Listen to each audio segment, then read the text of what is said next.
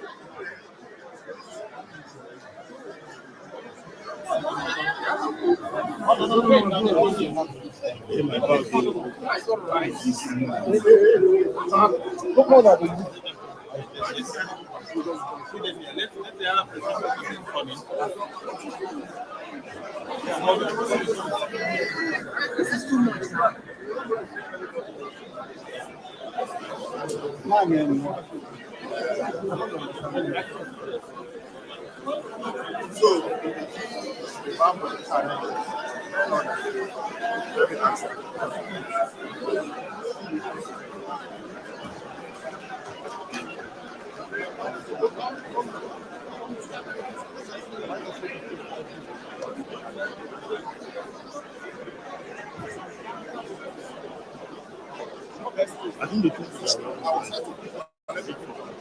are supposed to be doing comment stand. Yeah, I don't see position.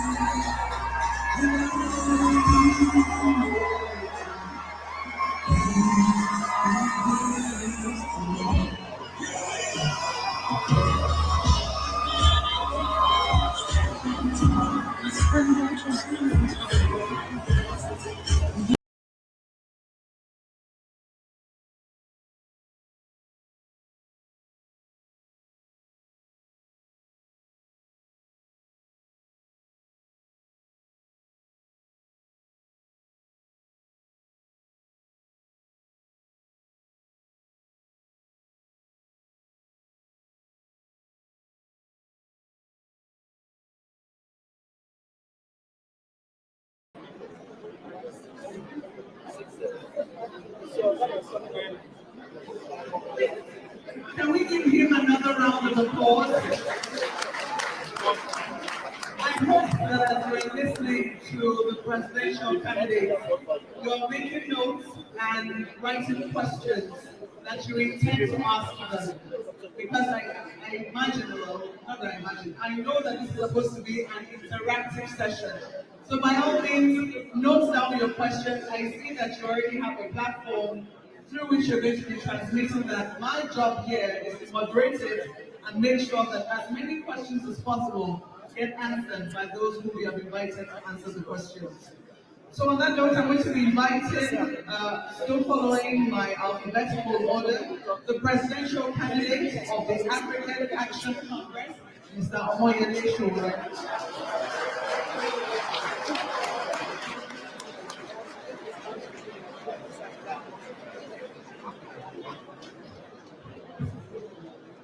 Good afternoon.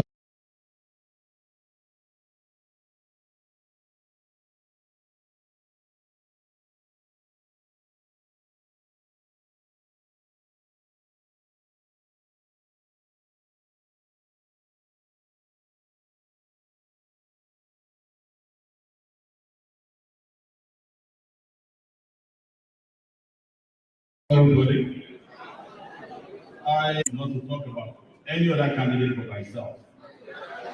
So I want to thank the leadership of ICAN for demonstrating better judgment than the Nigerian Bar Association, who did not invite the rest of us.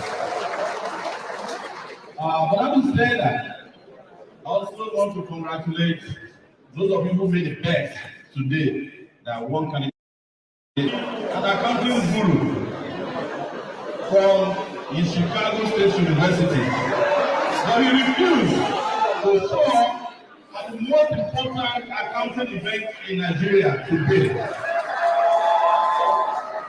Don't forget that I said of Nigeria cannot also continue to lead or expect unsustainable candidates in 2023.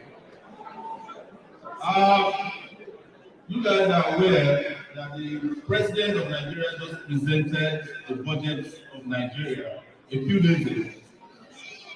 I wasn't an accountant, but I went into that budget and looked at it legally and discovered that it's an illegal budget. The reason being that the budget violated section 12, subsection 1 of the Nigerian Constitution by way of the Fiscal Responsibility Act of 2007, which says explicitly that the deficit to GDP ratio of the national budget must not be more than 3%. We are now at 5%. That is unsustainable.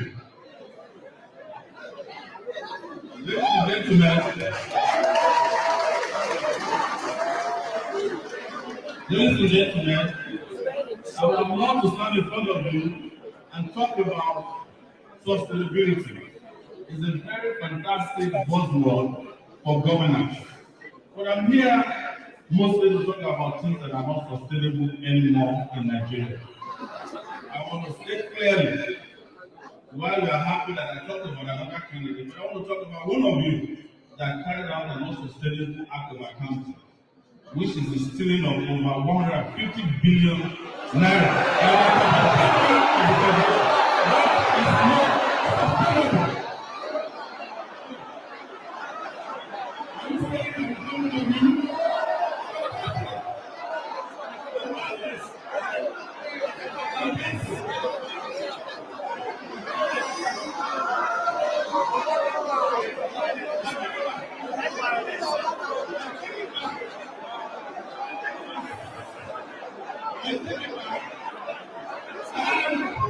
This is why we must ensure, and I will ensure, that the next Accountant General of Nigeria is a member of ICAN.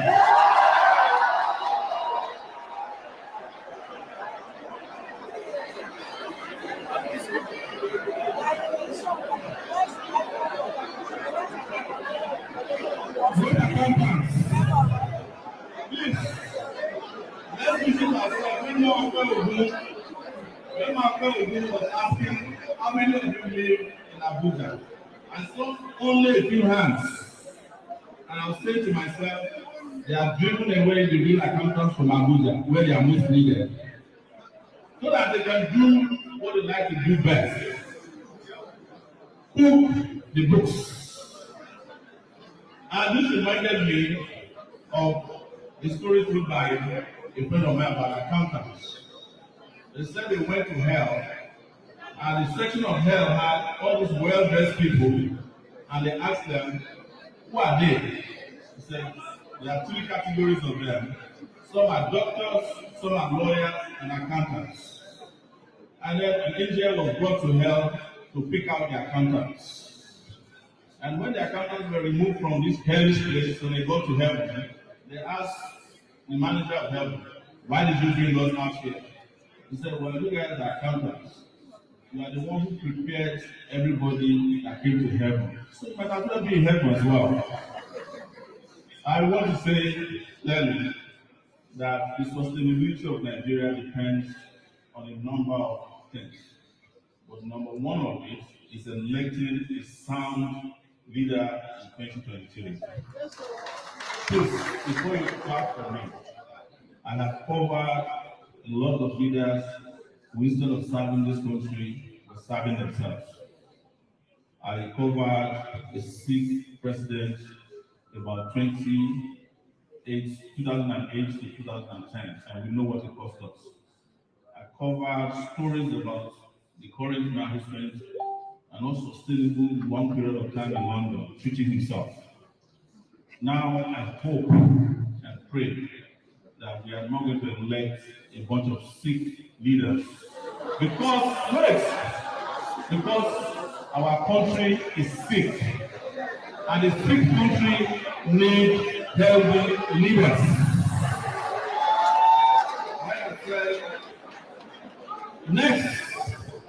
Next, guys, is that when you're talking about sustainability of this country, we must fix our energy sector. There is no country in the world that is going to experience an industrial revolution without energy, without power. And I have said, and I will repeat here, that I have said, and I will repeat here, that there's no country that can experience sustainability at the rate of corruption in Nigeria. People play down corruption because of the way the fight against corruption is dramatized in our country. But let me say clearly to you, corruption has destroyed our capability to exist as a people, and we must not take it for granted. And I will tell you that I'm going to need a lot of accountants. It's not if when I become the president of Nigeria to calculate how much has been stolen from this country since 1960 and give us figures on how to recover them. And I am not going to be one of the presidents who will say to you, bygone is bygone. No, our past has eaten into our future. We must recover the past so that we can live a sustainable future. That is what I'm going to leave you. And I have also said that Nigeria's glory, future, progress is not dependent on numbers alone. It will depend on the credibility of people managing the country. This is where you come in, the accountants. We don't want a situation where money has been stolen before we deploy software. We want a country where accountants use software to prevent corruption before it happens. Because we know that as it is today, we are spending too much money chasing after money that has been stolen. We do not need that if we deploy digitalization of every facet of our lives. It is also the reason why we must sustain a process of digitalization and retrieve Nigeria from analog leaders who think by way of typewriters, whereas we should be thinking in digitalization era. Ladies and gentlemen, I want to assure you that as a presidential candidate and a chartered revolutionary, you will have, as the president of Nigeria, someone who has the courage to get the credibility, the integrity, and the ability to run a modern state. There is no reason why Nigeria or Nigerians should have leaders running with affairs that do not know how to run their own personal affairs. Thank you very much, and I wish you the best going ahead in your conference. Thank you, and have a beautiful day.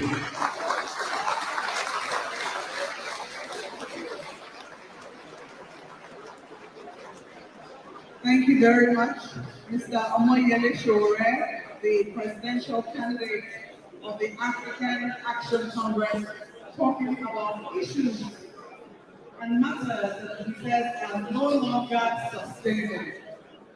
Let's move on quickly now. We need to invite in the presidential candidate of the All Progressives Grand Alliance,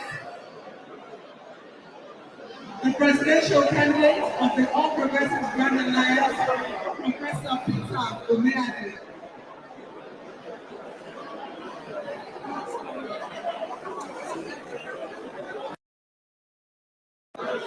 Some decorum in the house, please.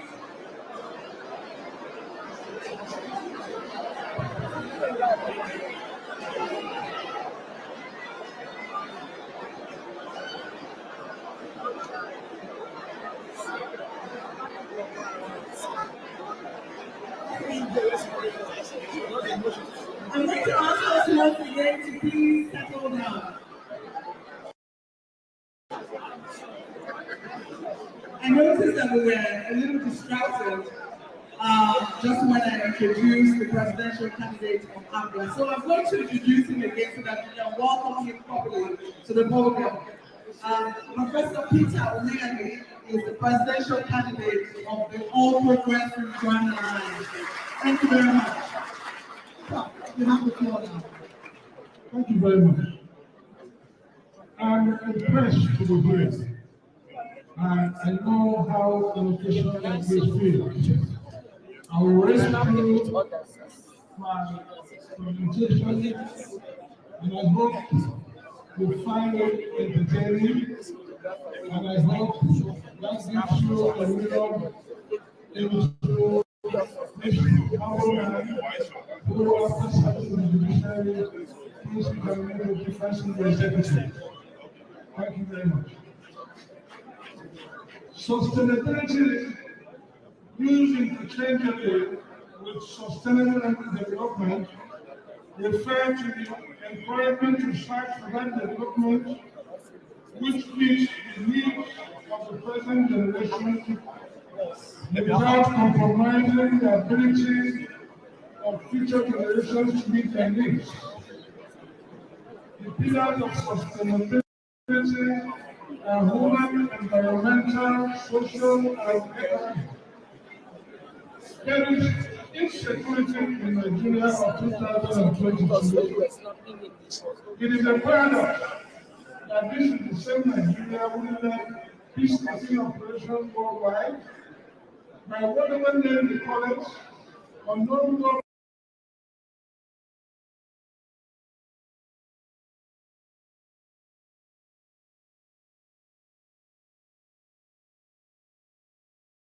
men, insurgents, militants, terrorists, or kidnappers. People are afraid to move about by day or night, in long distance travel or around their neighborhood. When we hear of solutions to use agriculture to achieve food security, it falls flat on its face. It presents a conundrum. The villagers have fled the farms for fear of their lives. We should prioritize human security. No firepower should be higher than that of the state. It is the prerogative of the state to overwhelm any other groups, take control of this sphere of influence, and enthrone and enforce the rule of law. In this regard, I support bringing about the state police in Nigeria. Environmental sustainability is fundamental and critical to the survival and sustenance of other forms of sustainability. The aspect which come to mind here is land degradation as a result of exploitation of natural resources on a cheap to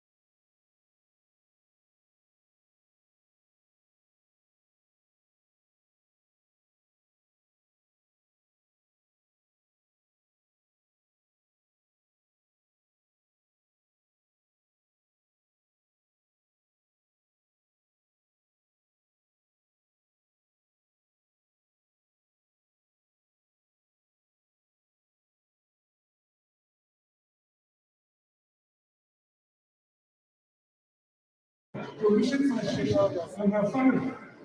I set out to visit the place of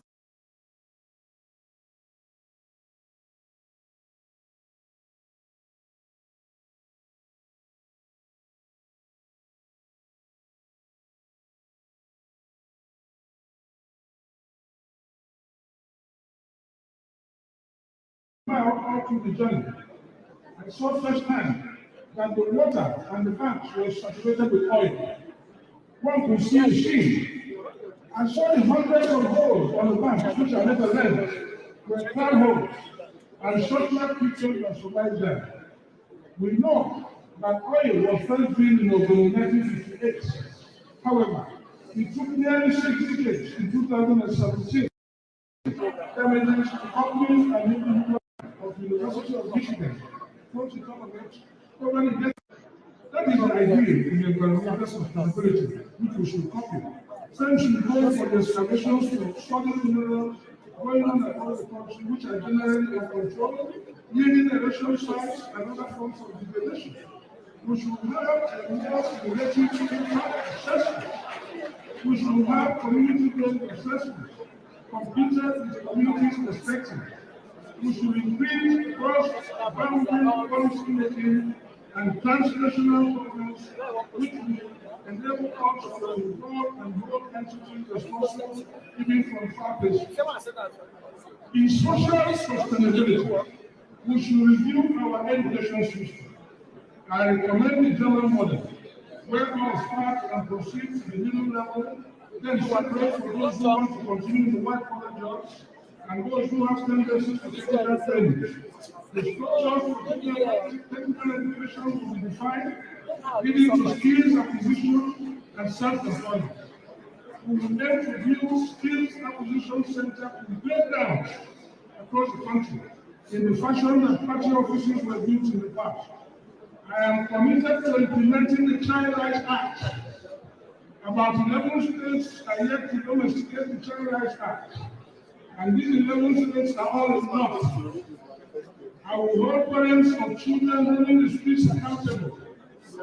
I will reserve free internet for students, wireless fidelity internet shall apply to secondary and primary school students.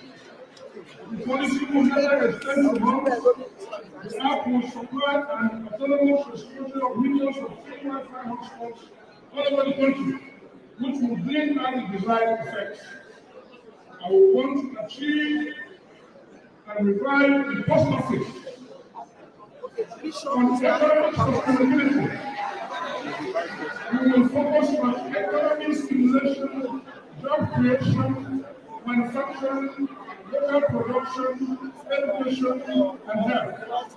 Steps will be taken to maximize government revenue, optimize expenditure, and ensure we do prudence with our emphasis on value.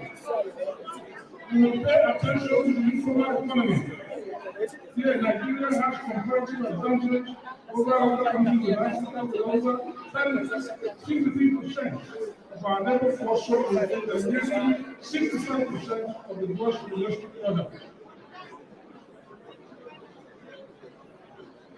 There is a line which I found, and I want to repeat it before my time runs out.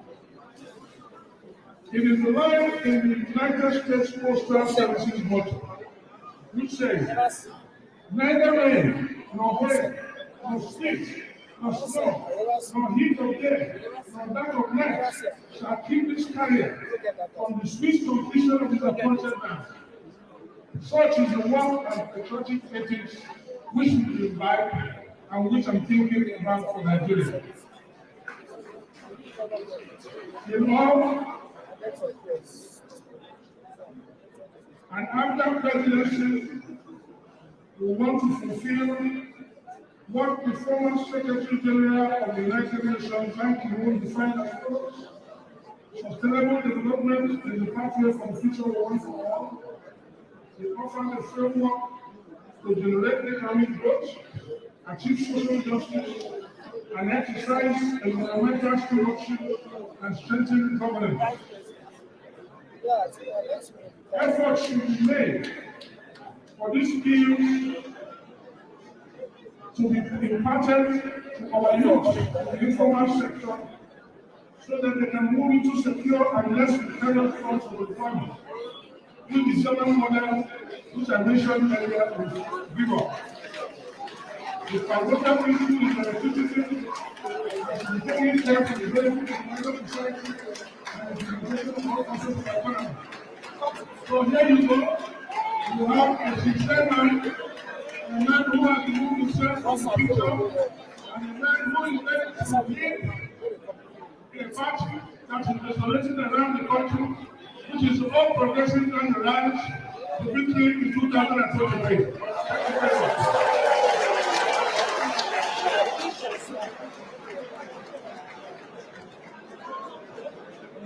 Thank you very much, Professor Peter Umeadi, for delivering such a scholarly paper. I'm sure for those who want to take another look at what he is able to provide a soft copy of that for members of ICAN. In the meantime, we're going to ask them to please calm down. Is it possible for us to have a moment of absolute silence? Please, I know you've had a very long day, you've been here since morning, and there's been barely a break. But please, I'm going to ask for some decorum. We have invited this gentleman here to address you, and I don't think it is nice that whilst you're speaking, you're also having a conversation of your own. That's not very kind. So please let us have a decorous house as they give us what they have for us. That's the only way we'll be able to truly and fully interrogate what it is that they have brought on board. If I have your cooperation, can I hear an aye? Thank you very much. Thank you. So let's move on now. I'm going to be introducing the presidential candidate of the Labour Party, Mr. Peter Gregory Obi.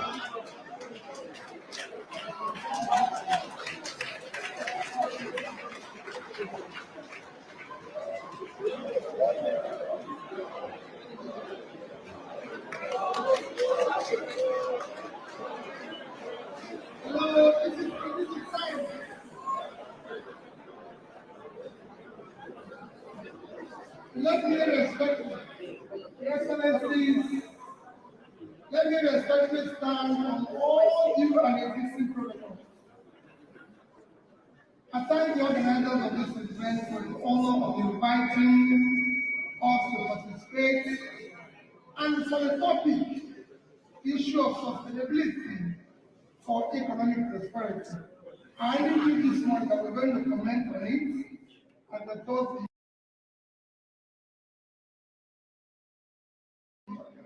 but I think it's a worthwhile topic for us to comment on.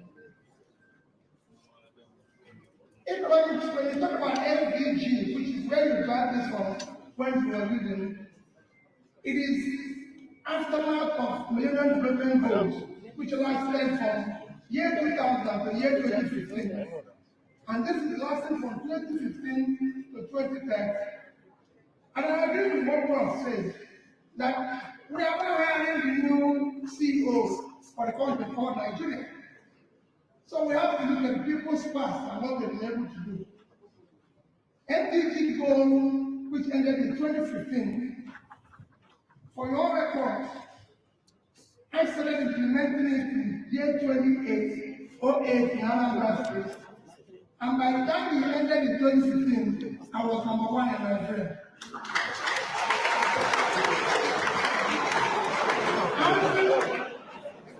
And as we move on, what we are going to do, because it's critical, as we move on in what we are going to do, for me, the Labour Manifesto is already mainstreamed among the SDGs. The government manifesto is already mainstreamed and we put it into our development agenda and what we want to do. Following our experience with NDG, then it comes to where, for you accountants, your contribution to that development. Nobody can think about whatever we're going to do, whether it's SDG or anything, without knowing that accountants, chartered accountants, play a critical role in development. Because whatever you plan, whatever you want to do, you have to ensure one, the financial sustainability of it. You have to do you have to come into the budgeting, the forecasting, and most importantly, the revenue. Because at half of tax is you. You have to bring the taxation into it. Today, the most critical problem of Nigeria, apart from other things that are sitting in security, everything is revenue to GDP, which is often shouted about that we don't have enough revenue. We don't have enough revenue because the GDP, even among the African pairs, we are 6%, when the average in Africa is 16%. Going global is even worse. The reason is, so, and the heart of it is you. It is you that is supposed to help the government to organize when the government starts doing the right thing. How are we going to do it to ensure that this tax revenue comes in order to be able to do this sustainable goal? A, at the heart of it is, you must secure and unite Nigeria. Today, Nigeria is among the fragile states, so security becomes paramount and critical. You must govern by rule of law and ensure that we fight what one of the candidates has mentioned, the issue of corruption. And the rest of everything happening here in this country today is corruption. You have corruption of all sorts, corruption in terms of when you appoint people to be in office by appointing incompetent people, corruption the way we do our expenditure, corruption in terms of if you look at our sourcing today, it's actually an organized crime. Today, our oil is being stolen by whom? That is for the government. And you can go on, and they have to do these things. So you must remove a country and show that we must now have a country where there will be wealth and enterprise. In any country where government officials are richer or politicians are richer than business people, that country is finished. And that's why we're getting there. So we are going to account for. So for me, if you are going to talk about sustainability for economic development, is to start doing the right thing. What are we going to do? I've said my number one priority is to secure and unite Nigeria. People will tell me security is so difficult, but it's not difficult. It's only in Nigeria that somebody kidnaps me and is phoning my brother, negotiating rights. If I'm sick, they call police, they call doctor, they come and treat me. Everybody knows where we are, but except police. With technology today, with technology and everything today, you know where the crime is taking place. And you can sort it out. We have to have the three-level policing, local government, state and national. In terms of corruption, it is easy to fight. People make it look as if it's difficult. It is not. The box comes on your desk. If you yourself is not stealing, those around you are not. You reduce it by 70%. Two of my accounting generals are your members. You can go ahead and how much was missing in Anna's basket. And it's very simple. This is what we want to translate. We want to be able to move the country from consumption to production. And when it comes to moving from consumption to production, whenever I start moving from consumption to production, the first people to ask you, what are you going to do? The greatest asset of Nigeria today is the vast uncultivated land in the north. If you put that land into production, you will make a difference. Yesterday, we had a professor who was delivering a lecture in Lagos, Professor Sowore, and he talked about Bangladesh and Vietnam, which was a basket case yesterday. And I told him how what all the fields of Bangladesh. Nigeria today, a country When he finished that lecture, I joined somebody who was from Yobe State. And he said, in Yobe State, I cannot understand, Yobe State is 45,000 square kilometers of land. Yobe State is bigger than Netherlands. If you add Bologna State, you have 115,000 square kilometers. That can go for half, a quarter of the entire land in Europe. Thereby, you have to be productive. If Netherlands can export 120 billion worth of agricultural goods every year, and 33,000 square kilometers of land, your best state should do 1.5 times that. 1.5. And 1.5 is just about $2 billion. We're not asking for too much. 1.5% of that is $2 billion. And if you do $2 billion, and then the best state today is 1.6 trillion. Thereby, you should be going to here to take the share of your people. So we want to move the country, make it productive, stop corruption. These are things you can use to stabilize your currency, which is collapsing today, because you're not productive. You're not exporting anything, you're not selling anything. These are how you can put people out of poverty. The more you put people out of poverty, the more you reduce criminality. And be able to make the country sustainable. You cannot talk about sustainability in a situation where gangsters are taking over your country. You can't talk about sustainability when you have 3% unemployment. You can't talk about sustainability when you have 20 million out of school children. No, these are things you have to tackle first. As you're doing it, I invest in the sustainability aspect of SDG into your mainstream, you will be able to track the process. But in conclusion, as the prophet said, he said, following me by law, you don't need too much of sophistication or auditing documents. All you need to do is to continue to do simple things consistently. And you get there. Thank you and God bless you.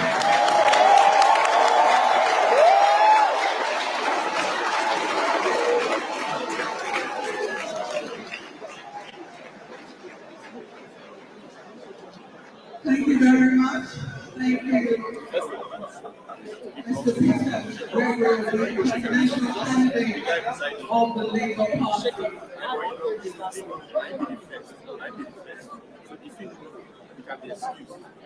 I'm going to be inviting right away, without much ado. Let's not forget, we have a pact that will be decorous and that will look normal.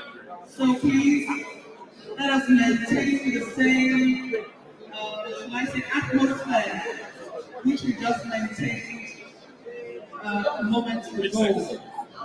So, ladies and gentlemen, let me help you welcome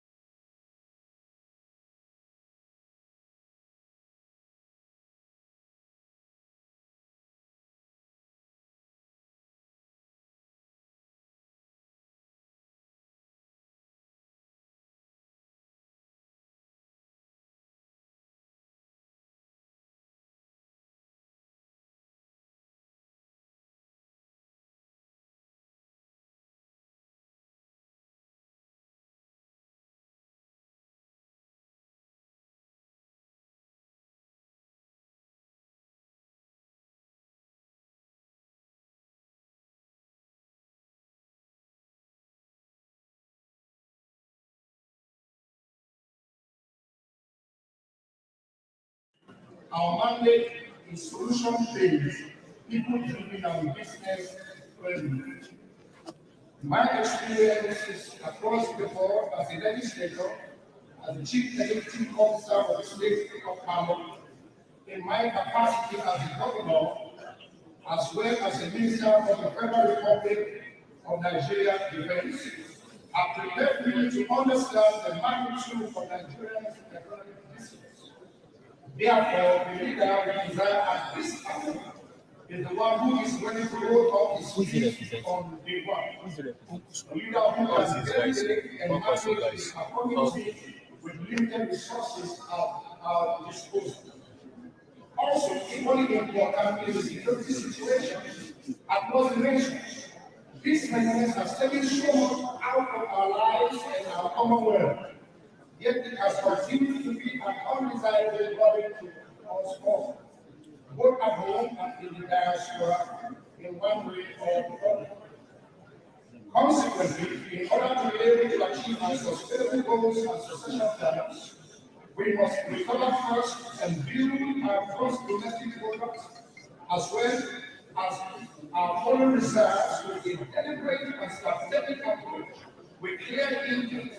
Yes, we can do it, but we put the right people in the right places at the right time. Today, it is a fact too plain to be contested that the economy of Nigeria is in a state of uncertainty. The issue of high inflation rate, fluctuation in foreign exchange market, the extent that for the very first time in the history of Nigeria, the United States dollar is exchanging almost for 800 naira. In constant flow, in oil price and revenue generation, in insecurity are great concerns that require strong economic reform. Economic development is the desire of all nations of the world, but how to attain a sustainable economic development and by extension economic recovery remains a challenge to many nations. Different paradigms of development are being considered globally, and one such paradigm is sustainable development.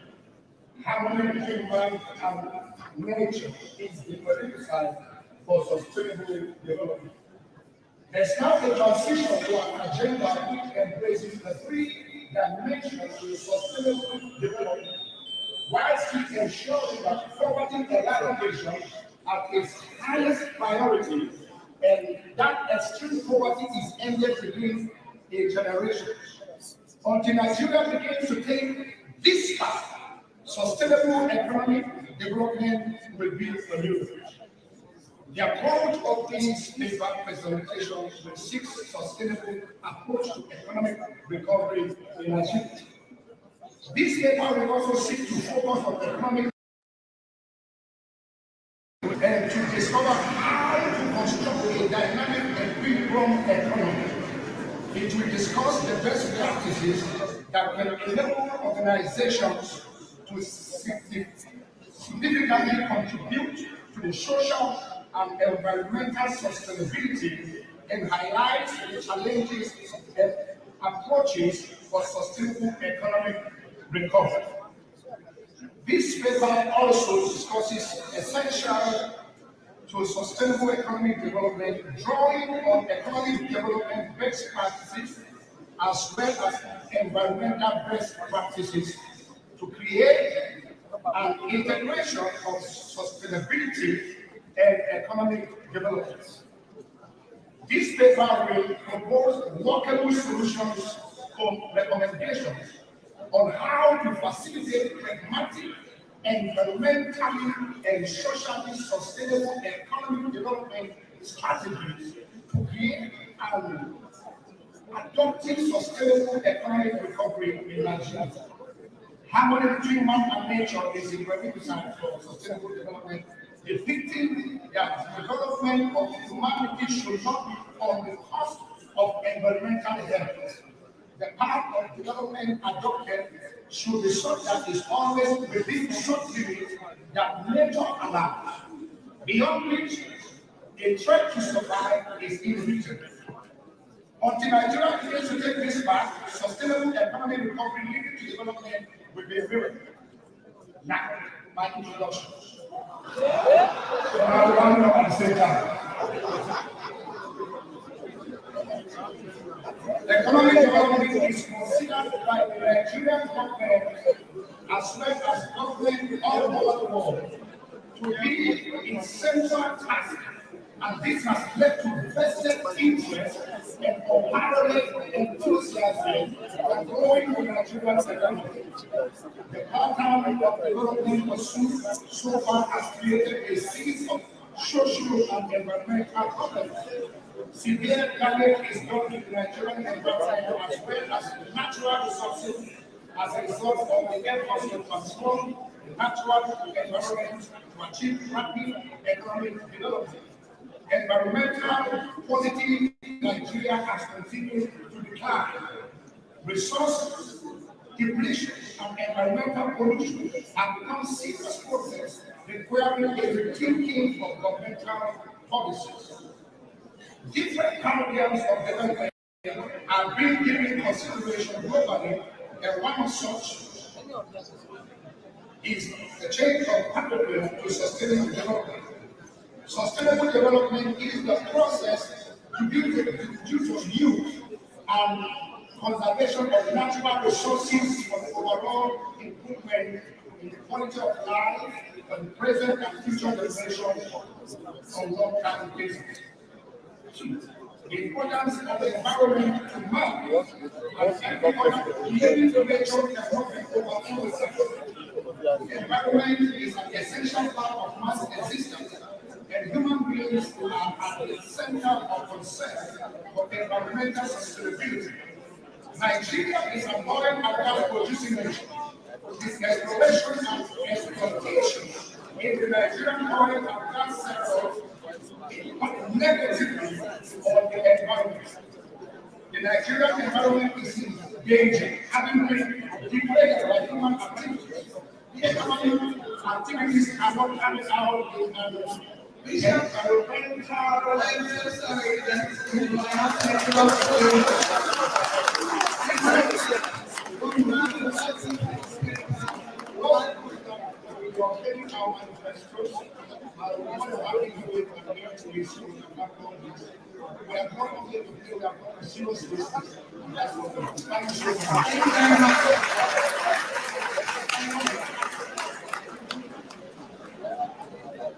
Very quickly, and without much ado, I'm going to be inviting our last speaker, certainly again not the least, the vice presidential candidate of the People's Democratic Party and governor of Delta State, Dr. Ifeanyi Okowa. Thank you. The president of my country this conference, I'm glad that we have raised today. But just to correct it, so we only go to the nation and not the hit, which is just 2 months ago. And I'm asking them to present this presidential. But there are real issues in this country. I want to stay away from politics and talk about the real issues. The Nigeria that we have today is a Nigeria that is strong. There's disunity, and for different parts of this nation, we are speaking with policies of anger. So first is to find the pathway to reunite us as a people.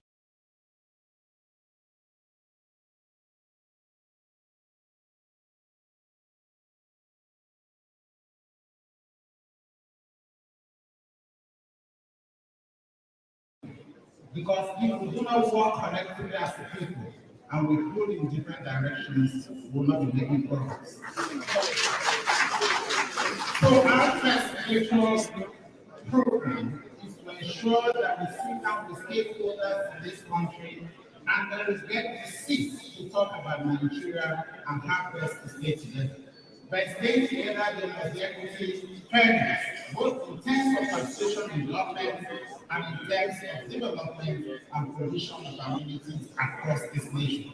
No section should be neglected at any point in time. when we work with social equity and ensure that everybody is included in the leaders of democracy, we'll be able to have a better country for ourselves. Secondly is the issue of insecurity. A lot of us talk about it, but there are very many issues when you're talking about this insecurity as of today. You blame the police, you blame the military. But what are the numbers? What numbers should we truly have? We must be very cautious before we throw blame. These persons that are working for us in the police force, even in the military, how trained are they? How regularly are we training them? How are we providing for their welfare? How are we providing equipment for them? We talked about technology. Technology is very important. So we must be cautious. So we definitely, as a government, we have to increase the number of people who are in the Nigerian police force and in the military. We have to increase them and ensure that their welfare is taken care of and ensure that their regularly trained. It's very important. But very importantly, this country cannot survive where we are at the moment without a state police force. And as a political party, my candidate wants to know that the legislation has already been put in place to amend the constitution and to have a law to govern the creation of state police right from the first week of its ascension of power. I have seen it in our readings. We have had a lot of people working on this in the past 1 year, and that legislation is ready. Because without the state police at the moment, it is difficult to secure Nigeria. But what we're finding now is that states are beginning to have all manner of bodies created. They are more than the rest. That is that's from the pathway to go. States must have their police, and it's important. Talking about the economy, it's very bad. The economy of Nigeria is in a very bad state. And we must understand that as of today, as we talk, the budget of this nation in the last 4 or 5 years, every money spent on capital expenditure has been borrowed. And we have continued to borrow ourselves, and if the money is moved in the right direction, there is a problem. Obviously, we do not think that it's moving in the right direction, so we must begin to rework and reform the economy in such a way.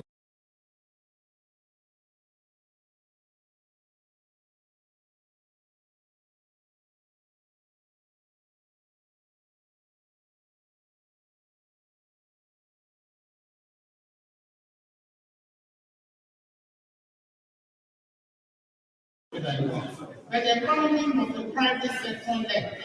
Anybody expect that the government itself is going to throw so much money into the economy and that is not way, it's not right. The economy must be private sector driven, but the government must provide a living environment to enable the private sector to work. And 50% by GDP is by the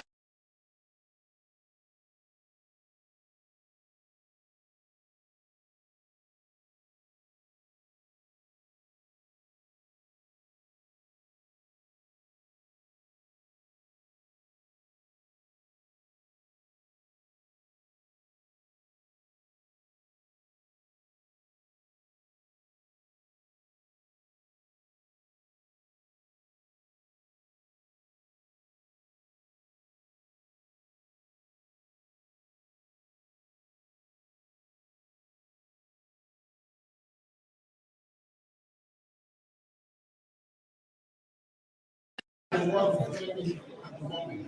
So these are issues. So we must talk about the specifics and then provide the enabling environment. What is stopping our companies, our enterprises, or industries from working?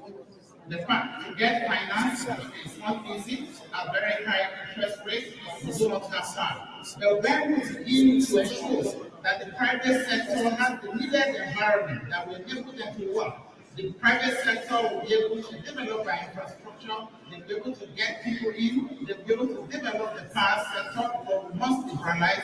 We cannot ensure that government continues to be the Father Christmas, eating everything, but we do not have the resources to do so. So why provide and ensure that the financial part, where you also very important, that those parts are followed, will be able to develop the economy. So that is very important for us. We have decided that Nigeria has to be restructured. With the federal government to be, it's a military creation. We need to devote more powers and more resources to the states and to the local government. Because that is the goal for development of our nation. This these are things that we must look into. It is long time the legislation has been put in place, and we're just waiting that as soon as we get in, we're going to take this to the National Assembly, have a discourse with them, have a discourse with Nigeria. And then find a pathway together. We must work together to move forward. Education is a very vast thing. The health sector is a very vast thing. And we have strong points on that. Science education and technology education is very important. Entrepreneurial education is very important. We're ignoring it right from a secondary school level, even from the primary school, through to the university. Entrepreneurial education was emphasized. That is what we are doing in Delta State, and people know. And we must begin to find ways to create jobs and to make people learn that they can create jobs and work for themselves. They cannot continue to depend on government. These things are very important. Go to Delta State, we are growing a lot of entrepreneurs, and I can see hope going into the future. You start small, but the MSMEs is the pathway to go. We must develop them, we must fund them, we must ensure that we encourage people to go in that path. Coming into the health sector, the health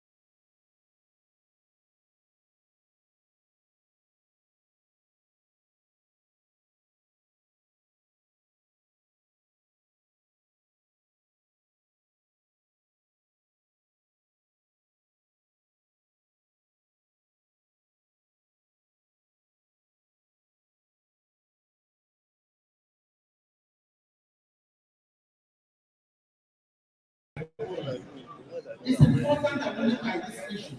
And these are issues Atiku Abubakar and I and the rest of us have discussed. We have discussed with the private sector. We engage all Nigerians, and together we get this working again. God bless you.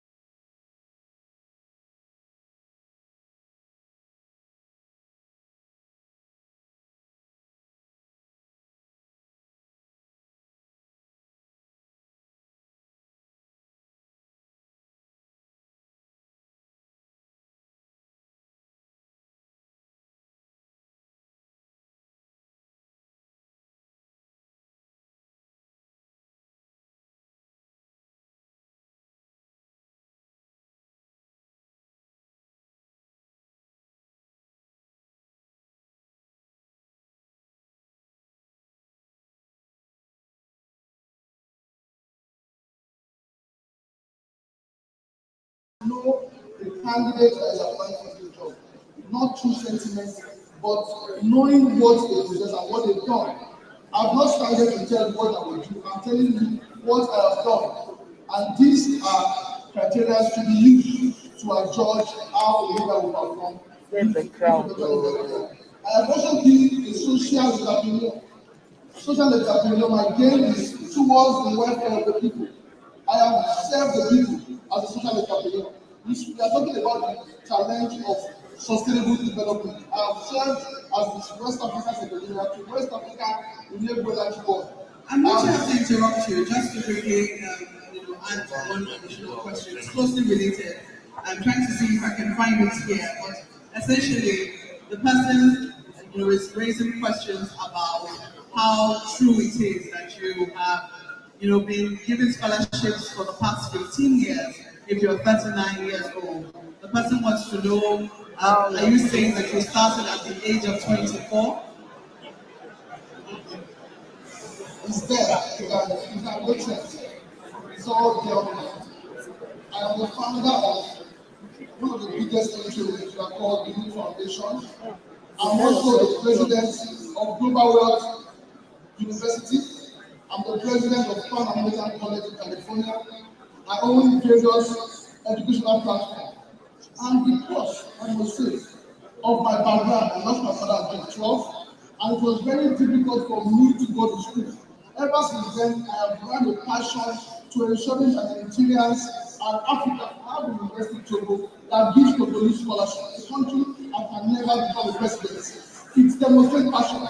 You can go tell me. Our schools that have scholarships all over Nigeria have more than 120,000 students now, all on scholarships, and we've been doing this for many years. So it might look impossible, but it's possible for me because it's a thing of passion. And I know there are so many Nigerians out there. I know there are so many Nigerians out there who is also pursuing their passion to service the Nigerian system. I represent one of those. Thank you very much. I'm going to pose the question to the vice presidential candidate for the NNPP. I understand that he has to leave us shortly because he has to due to leadership differences. But just before you go, is it possible for you to quickly take this question from? Can we have some quiet in the house, please? Thank you. From Amanda Chukwuwike, who's asking, considering the situation in Nigeria with respect to corruption and mismanagement of our resources, how do you plan to handle these and the cabal that are holding government officials to ransom and depriving the country of necessary growth?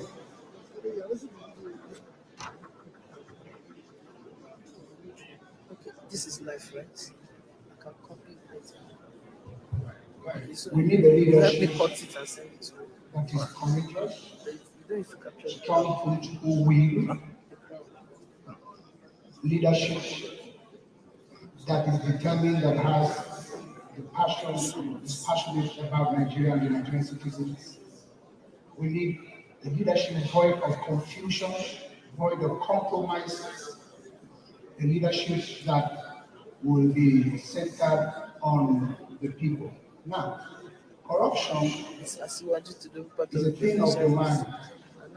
When you have full education on who you are, what you must be doing for your own country, and void of greed, you are selfless. You have prioritized Nigeria for development. Cut leakages, void capital takes where monies are siphoned abroad, increased productivity and production that have been impaired, leading to waste of time, resources, and energy. Nigeria is a beautiful place where all of us love it as it were. Sit down and take our leadership for our leaders accountable for every bit of thing we are saying today. Sorry, Bishop, sorry to interrupt you. I'm sure that we'll have to do the counting. I'm interrupting you so that I can pose the question. Do you acknowledge that there is a presence of a cabal in this country which is holding it captive? That's what I say, same will, courage to do the right thing. When you get into a place of power and you have no preference, the competence, character is going to be the order of the day. Enjoy the rule of law. It doesn't matter whose hands is law. Once one is corrupt, is made to face. So the law should be two-sided. It should be what is meant for one should be meant for the other one. So the cabals have as much power as is given to them. And when you choose to say no, I am for the people and the masses, then they will follow suit over time. Thank you very much for your response there. The next one, I'm looking at this one, it looks like questions are just popping in and covering the ones I had seen earlier. I'm going to take this one from Adekola Maria Oluwafuke, who has a question for the presidential candidate of the Labour Party. She says, governance is not a one-man affair. How are you going to ensure that you put machinery in place to deliver on these promises? And how do you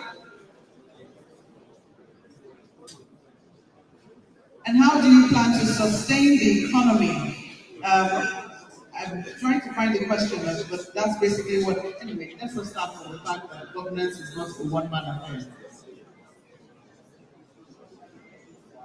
Of course, that is right. You start by building a team. It's about being able to have a team that is competent and capacity to do the right thing. It's not one man affair, and I agree entirely with that. And I can say that I have shown in private sector where I build and led a team at least that can utilize the smallest bank into 25 billion baht in my first. And I've built a government that at least has shown by the time we left office, you could see the result of that government in areas of HDI, education, health, and everything where we move from where we are to number one, and be able to sustain, if we talk about the issue of corruption now, I can say, I have been governor in Anambra State. I'm responsible for all the finances. Go there and show you where the money is. I found the second part of the question now about when she talked about machinery. I also imagine that she might be talking about the National Assembly.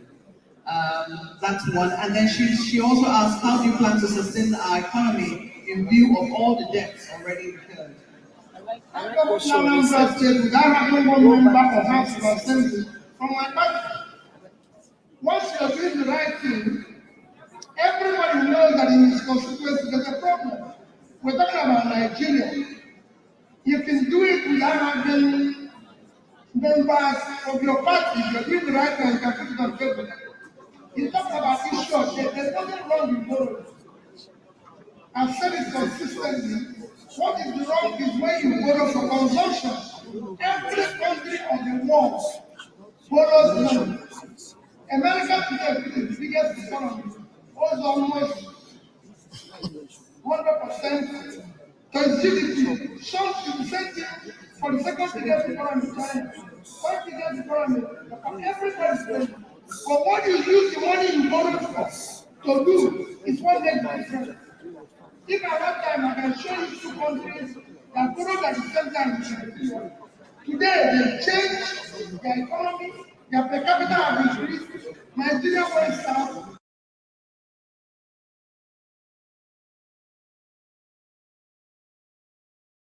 Because what we borrow, we can't, we don't know where it is. No problem. Okay, let me ask this to Mr. Sowore of the African Action Congress. This is from Ajayi Christopher Uluwadamilari, even though it's not addressed particular to you. He says, what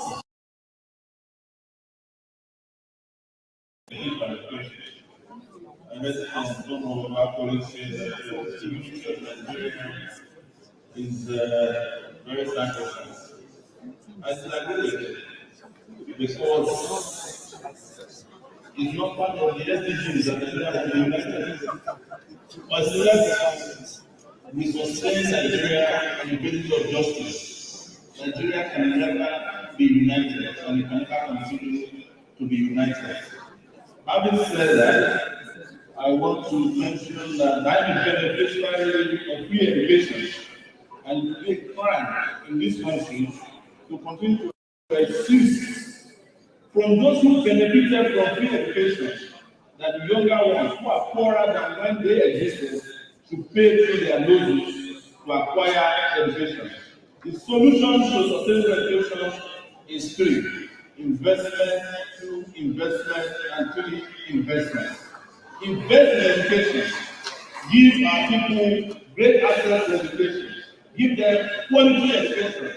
And for those who have been in government and those who are still in government, stop this universal basic education.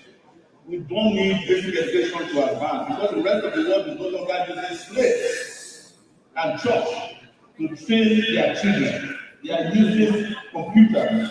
Let's invest in those kind of quality education so that our children can compete with the rest of the children of people around the world in the nearest future.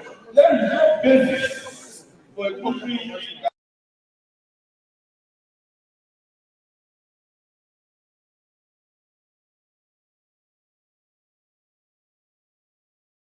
that cannot pay 1.3 trillion naira last to buy vehicles for the Republic of Niger.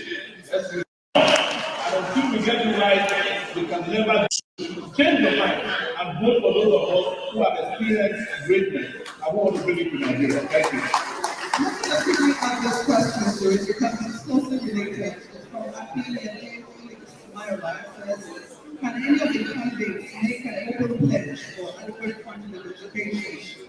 And to what percentage if elected? So Spend at least 6% of Nigeria's budget in the direction of education. And I mean it because, as I said, I benefited from free education in all those states. Everybody from all those states here, yes, most of us benefited from free education. All those states. And we will be committing Those a who be carrying crime last. against humanity in the Is coming nine years. is And a part of the Niger ensure that Delta it is part. reflected in No, our no, my lives. husband is something. They're very outspoken. well, any of the other presidential candidates, when it's your turn to speak, and also make a pledge on education.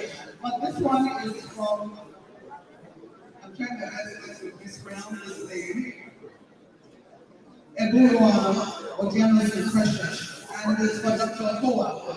He says, what specific initiatives or incentives will your administration bring that will create the environment for the private sector to work? What do you think are the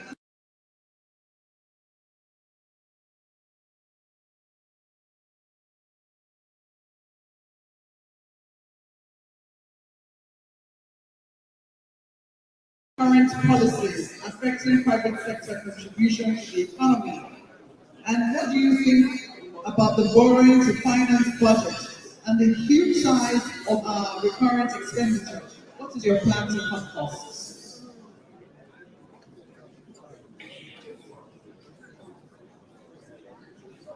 Yes, thank you so much. Concerning the borrowing, I want to get from that place. It's good to borrow, but you must borrow for the right reason. Then you are borrowing as you are borrowing today, and you're borrowing to subsidize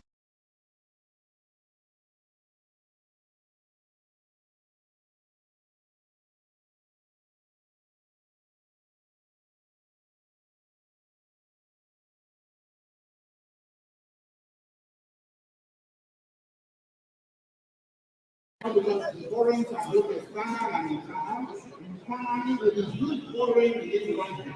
We are truly crowding out the country because it's not the bank to borrow to the government.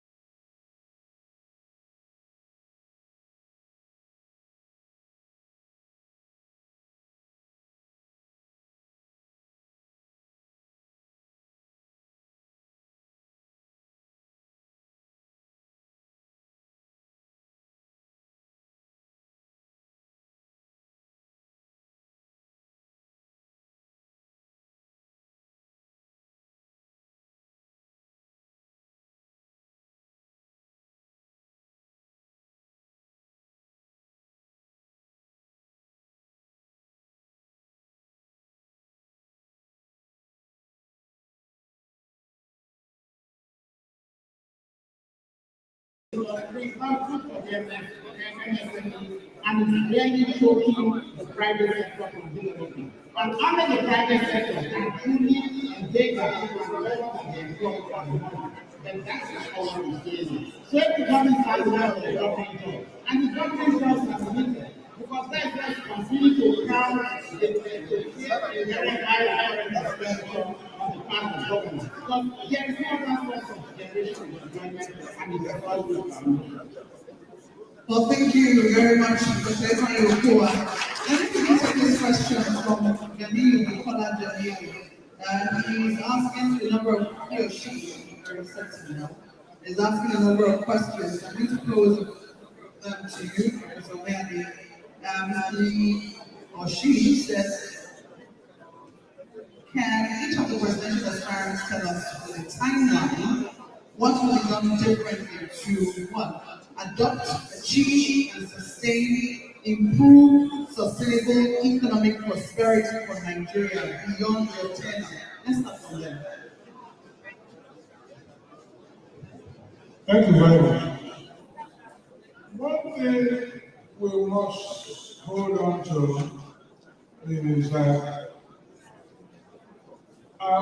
without a great writer and capital, Dele Sowore saying that my governor, Professor Sowore, will be the first economist to be the governor of a state. You don't have to be an economist as you're getting on here to do things right. Barack Obama was a lawyer. Biden is a lawyer. So, you see, what happens, and I keep saying this in governance, is that is the mindset of the man who has been entrusted with power.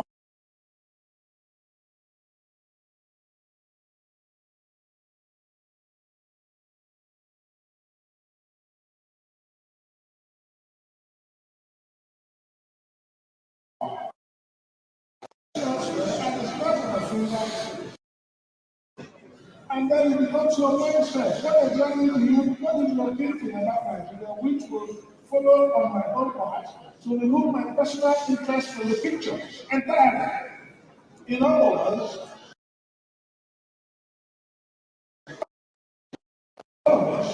and our wishes, how to get that across. We are here with ICAN. The biggest thing with ICAN is not the arithmetic of the work. It's the probity. As is posted in your motto. The probity and the integrity of the work. Not the numbers, not what the numbers tell you to.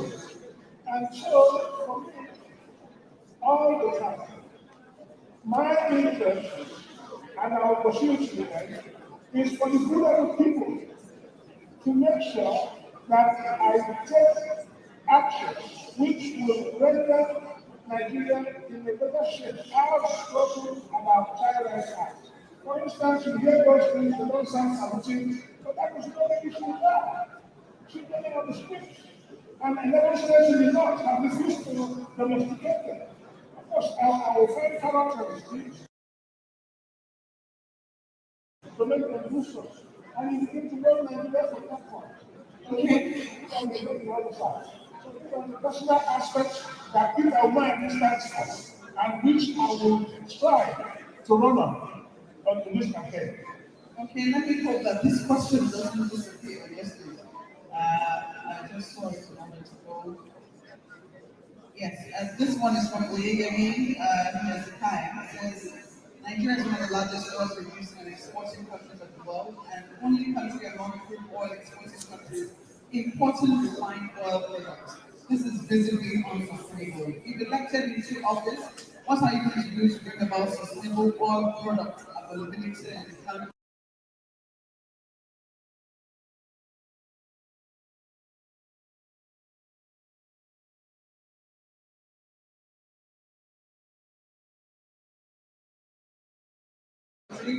And also what I can say about fiscal discipline, evidenced by our budgeting system. Crude oil products. If one would not invest in local production. Yes, we know that the government recently, not recently, for some time, had also added a licensing of modular refinery. All our refineries in Nigeria are not working optimally. We have the element petrochemical, we have the one refinery, and check they did not work. So if as a nation we want to stop importations of food, then we must invest in ensuring that our local production is up to date. Then secondly, we talk about oil theft. As a nation, we must begin to look at our problem peculiarly and begin to solve them.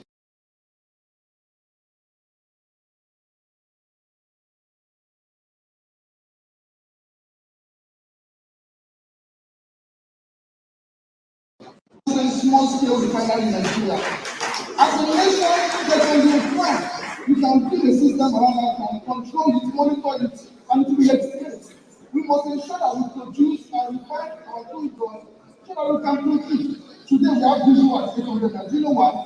Because the first product from legal refinery is blue gas. So once you fight those guys, I'm not in support of what they are doing, but you build the economy, you know what? Because 80% of the diesel we consume in this country is produced from the food. We must begin to look at the way of fighting corruption in a way that doesn't kill the economy. Let us invite these guys. They have a local technology. Let's improve on it, make the technology environmentally friendly. And let's look at how to give license in China. China is an industrialized world, not because they have massive industrial skills. They encourage small scale what? Industrialization. Small scale equipment. You go into a room in China, you see a family producing bottles. A family because it is an intentional procedure to support family units. What we must do is we need to look at our technology, we need to look at how we can solve our problem, looking at the peculiarity of our people. Thank you. Thank you very much.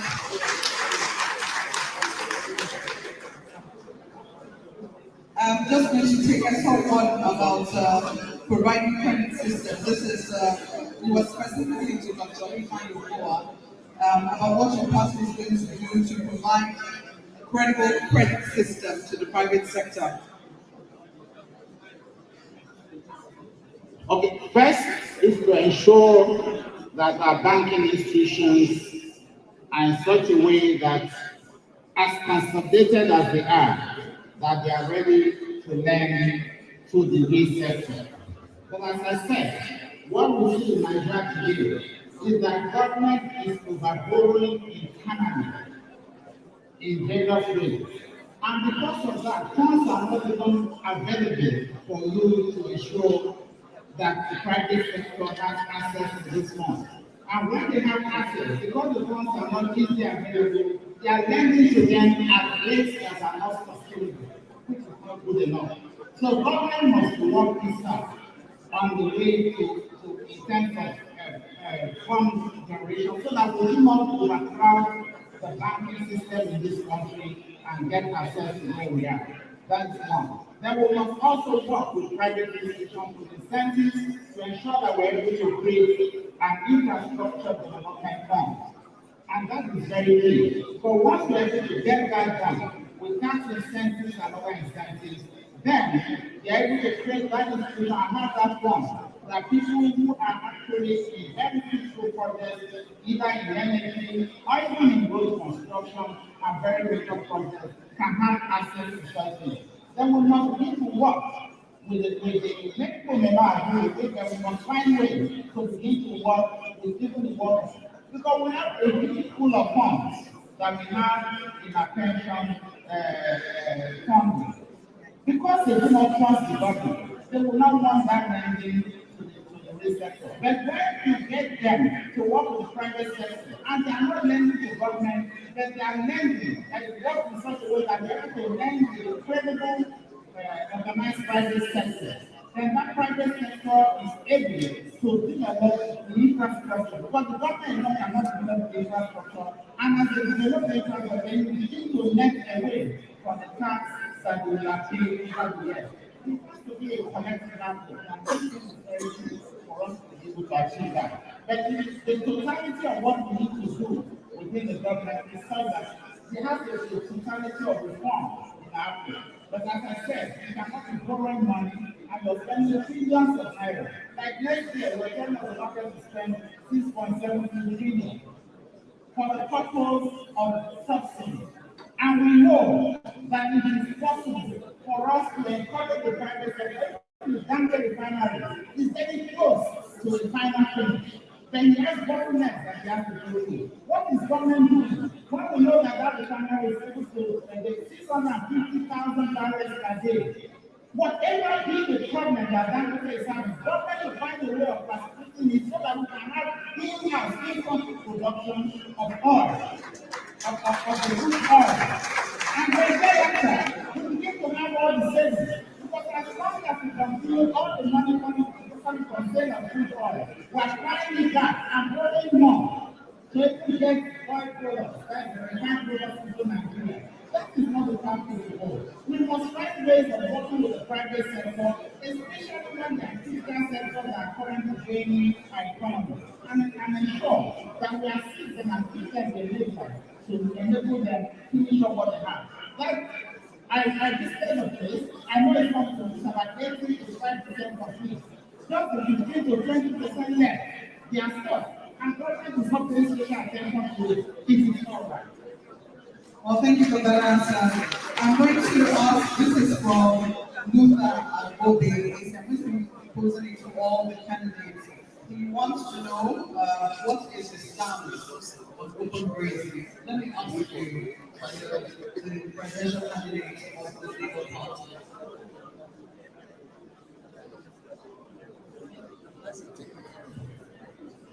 My stand on it is very simple. You have to look at what it is today. Sorry, I did note that the vice presidential candidate of the New Nigeria People's Party has to take the lead. Bishop Isaac Dagosa, thank you so much for being a part of the conference today. Thank you for presenting.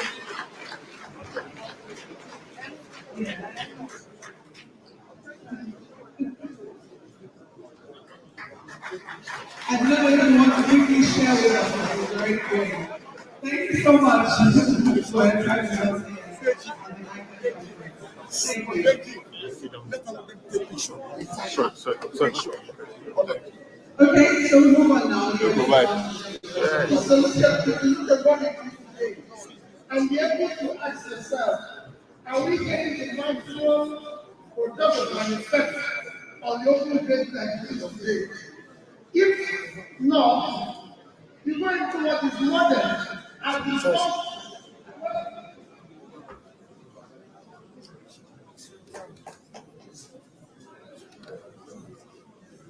as a discuss this issue, even with all those who are involved with it and say, this is what we think we can do.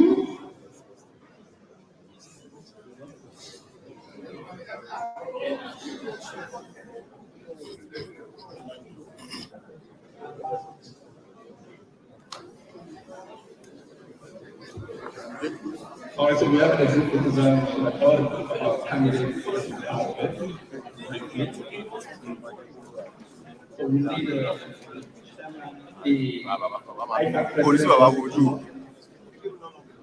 Mr. Alan Johnson, and the chairman of the board of past presidents who also come up.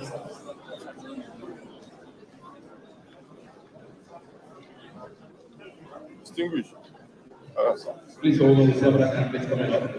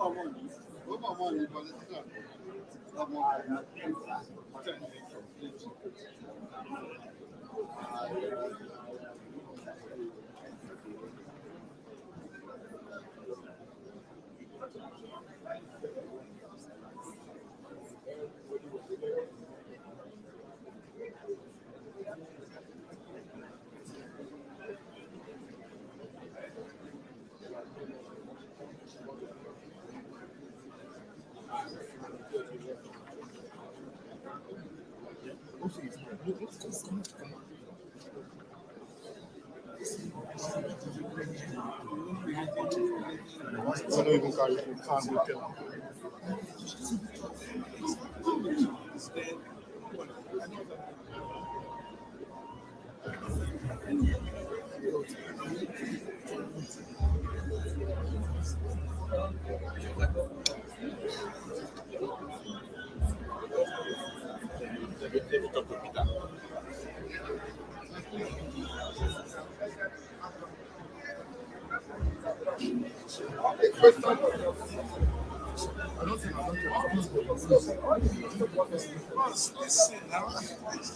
Let's go just settle down quickly. Sorry about that. The presidential candidate of the Labour Party was taking on the question, a very controversial one, which has caused quite a bit of conflict in our country today. And that's the question of open grazing. Like I said before,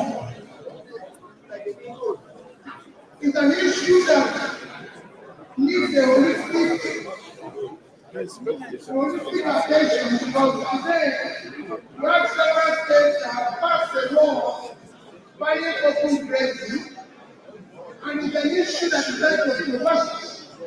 So it is something we need to sit down with all involved to be able to dialogue, discuss, and be able to come to a solution that is a win-win, especially one that we can help in increased production in that sector. That is what I'm going to do. I'm not just going to but it's something we need to sit down all and scientifically stage and discuss and agree on what we want.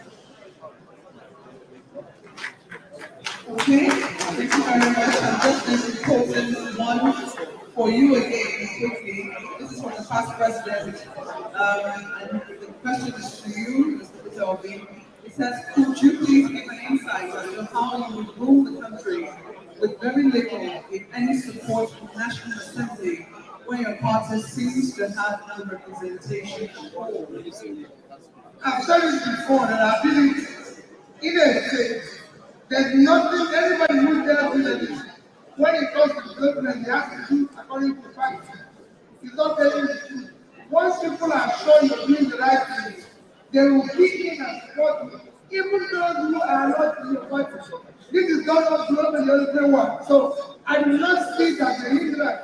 People can tell you, oh, it's not a hindrance. Who doesn't want development in his constituency? If I decide today, Niger State, for example, 8 local governments is already in hand. Find it. If I decide today to invest in agriculture, to pull Niger State out of where they are today, they will not tell me because it's not my party. So that is something that is very, very difficult to do. Let me ask Mr. Sowore, this is for you, about what you're going to do about electricity. It's still a problem. It's closely related to the topic of the sustainability, so economic prosperity. So we cannot run an economy with generators. What are you going to do about providing electricity? Solutions. One is to make a very important point to everyone today here that Nigeria can never experience an industrial revolution without electricity. Electricity, to my mind, is even more important than security at this point. Because if we get our electricity right, we will solve about 70% of our insecurity. Because with electricity gotten right 24 hours in a day, a lot of the people who are constituting bandits, criminals, and terrorists in this country will have a job to do. Having said that, I will immediately go into using energy matrix because we are on the cusp of renewable energy transition in the world. We cannot continue to rely both on dilapidated systems and dilapidated ideas in the electricity sector. That was what led the party of our candidate here to spend $16 billion generating darkness in Nigeria. We cannot continue that. We must use solar energy, wind, tidal to generate electricity for Nigeria. We must rebuild our transmission lines, take them away from where they used to be, and give us brand new transmission lines. But most importantly, we must break down the electrical distribution system not to be a national grid. We should have regional grids. We should have grids that serve estates, serve campuses, and ensure that we can retail electricity so that we can grow electricity on your roof and sell it or put it together to power your own area without coming to Abuja to beg somebody at the National Assembly or the presidency to give you electricity. That is my favorite idea. Because this is very, very important. I hear it all the time. How do we resolve the electricity problem without discussing fundamental solutions to generating electricity? Countries like Morocco, Tunisia, and Egypt, where Governor Peter Obi attended his, you know what I'm talking about. They are all growing electricity. So we find that they are supplying Europe electricity. I promise not to talk about other candidates.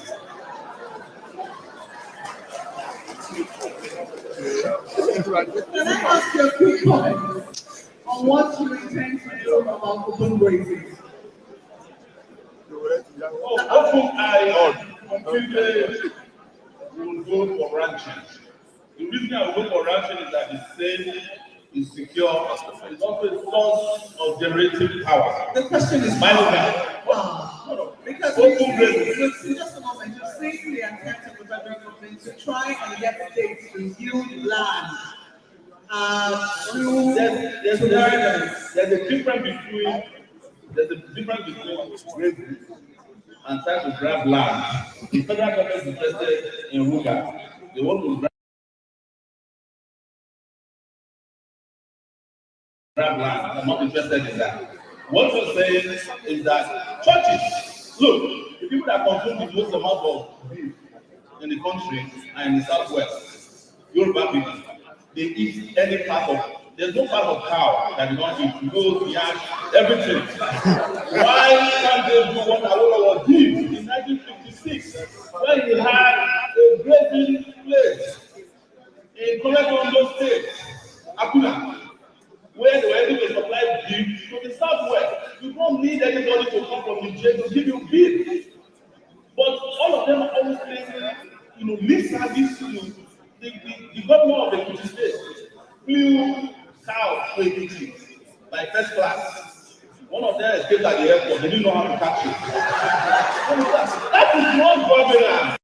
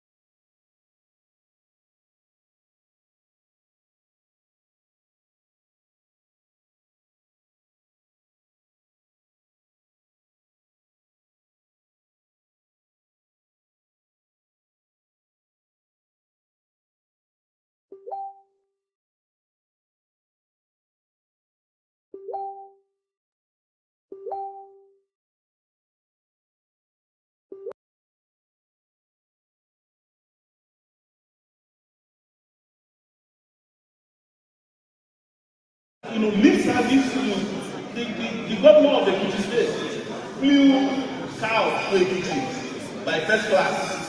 One of them escaped at the airport. They didn't know how to catch it. That is not governance.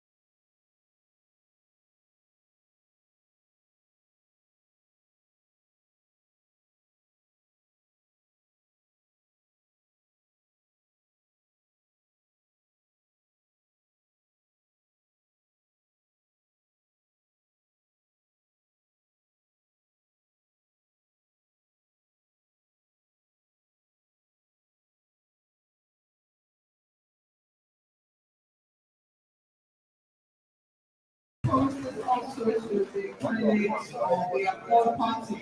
Professor, have you given thought to open grazing, what you're going to do about it? And in the same breath, you might want to comment on electricity generation. Okay, let me first talk about the electricity generation. I often say this that government does not know how to do business. Government should not be a business, rather only but to create an enabling environment for business to thrive. If we check carefully, we discover that every sector that government have huge involvement has problem. The power sector, the tertiary education sector, check them. Because government's role should basically be creating enabling environment for investors to thrive. So one of the very first things we do in electricity is to look at the policy framework. Today, Nigeria needs 100,000 megawatts of power. We are only able to produce 4,000 megawatts of power. We have companies in India, just companies that belong to an individual, producing over 40,000 megawatts of power, a whole country. So we must begin to look at the policies. NERC, the regulatory council, let us have more investors come in and begin to handle power generation, power transmission, and power distribution. We must not make a sector that is hinged upon national development monopoly. We don't monopolize the sector. So the monopoly currently in the power sector is what is making Nigeria not have power synthesis. If we must grow as a nation, the power sector must be liberalized, and we need to start having those that know how to do business run the power industry. That is the way out. And for open grazing, what are we talking about open grazing? Because of the huge security challenges we have those who practice those businesses. First, we need to solve the security challenge in it. We need to identify, we need to database. One of the biggest problems we have as a nation is data. We are in a country that has no data. We are in a country that operates no systems. If we must prosper as a nation, we must have data. We don't even know Nigerians that are doing this. We talk about the NIM and the BBN. Even if we are trying to do the data for Nigerians, we know who Nigerians are. What about the children that are doing this? We must begin to run a management system for all of us. So that a child that is doing better in Nigeria is recognized. That is the only way we can build a country. Today, you have this ICAN. You know all your members. Your members have number. You know where they are. You can track them. As a country, we must begin to build a system. The solution to our problem is to build a system, and that can only happen by digitalizing the economy. I'm a digital professor. And I understand this. We talk about digital technology. I want to lead to disagree with my friend, Mr. Peter, who said one of the ways to make Nigeria a productive economy is to invest in the vast land globally. No. In as much as we must invest in agriculture, subsidize food, but one of the best ways to convert Nigeria to a productive economy, one, is by investing hugely in Nigerians. It's two, is by making Nigeria a nation that has what? Friendly business economy. Are you aware that Nigerian visa is still one of the toughest visas to get in the US and China? A country that needs investors. Are you aware of the kind of policies we have that encouraging double taxation and frustrate investors from coming to this country? Many investors that are in Ghana and other West African shores have Nigeria as a target market. But the only reason why they will not come to Nigeria is because of our poor business environment. Okay. We must begin to receive this. So what I'm saying is we must invest in human, we must invest in technology, we must create a enabling environment for business to thrive. In so doing, human beings naturally will move in the direction that profit them the most. Thank you. Thank you very much. Thank you so much. Professor Peter, and we are just going to ask for your comments, your quick comments as we wrap up now. After that, I think we've spoken on open grazing. Is this something you'd like to talk about? Let me just quickly ask you. Open grazing and electricity. And after that, I'm going to, go around all of the presidential candidates to give their closing comments. And that's where we'll have to wrap up this session. Open grazing. Ladies and gentlemen, we will have to find a new beginning, which must start by calling a spade a spade. That is what has kept us where we are. Take open grazing. The defense of it is that they have basic rules which they want to hold on to, which were made in the past. But does it include trespass that you said here? Does it include damage to farms, to crops? Of course not. So you see, if you're in a country and you want to review, you must start from somewhere and you must put your feet down and do the right thing from the beginning. So my own suggestion is that the farms, because when we talk about costs that is harm to persons or property, we talk about who gets there first. The farms that are there should be protected before we begin to look into what we are doing to cattle that are getting into farms and destroying them. In Sowore or something, I was there. The songs that greeted me from the women that I went to see were that Nama has destroyed all our crops. And not just destroyed all their crops, women are abused, people are killed in those farms. And then we talk about security. And then we come here and we want to gloss over these issues. Then we don't want to leave country. After will not be for that. If someone like me coming from where I'm coming from, no. I will first of all secure, bearing in mind the issue of the basic rules, the right of every Nigerian to traverse the country from the beginning to end. But also bearing in mind that issue of trespass, especially to food sustenance and security. So I will first secure the facts. Then we will sort out, no matter how long it takes, who to give what right, to do what about his own source of livelihood. Don't forget, because the cattle is someone else's source of livelihood. As I gave the farm, you sometimes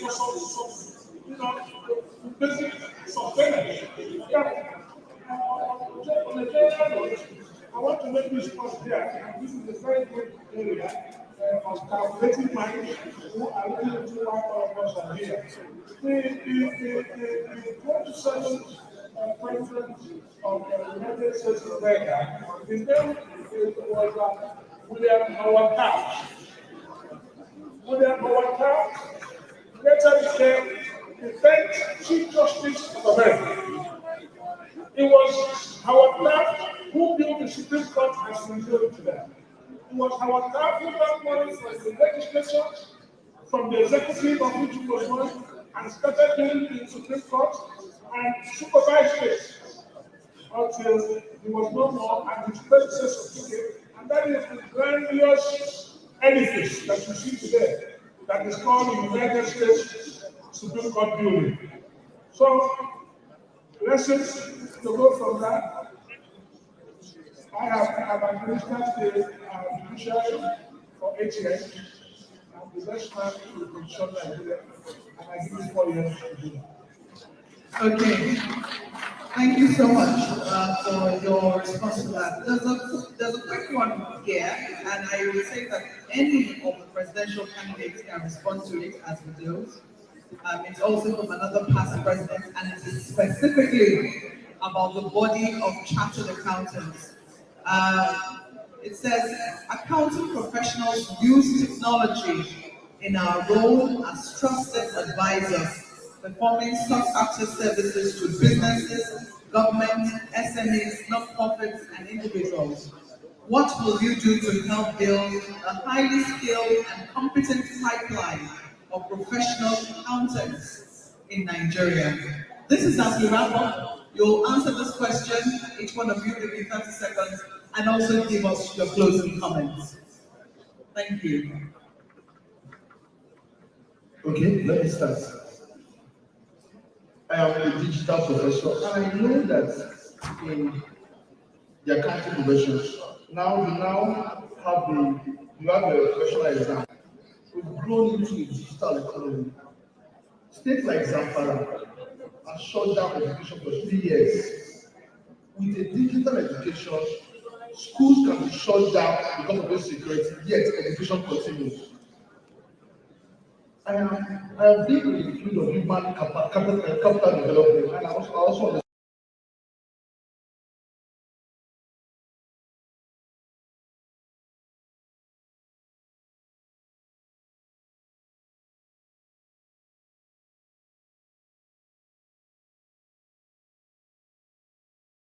understand this. We must begin to engage professionals. As you notified, we have students studying accounting. When you educate your people, you improve their minds. Education is about mind reformation. We must begin to build accountants. We must begin to build every person in every profession to be able to develop Nigeria as a nation. Foreigners are not going to develop us. We as Nigerians, we have the duty to develop our country. So huge investment in the profession is key. Digitalization and ensuring that we get the right man to do the right job. With a system, you don't need to know anybody to become somebody. We're going to build an economy where a man that knows nobody can become somebody without knowing anybody. That is digitalization. That is strengthening the institution of Nigeria. Currently, I have said this and I'm doing it. We have opened up our digital university for Nigerian students that are at home shopping for us to study. As we speak now, we have hundreds of thousands of students studying for free. I did that. I don't need to be in government before I can impact.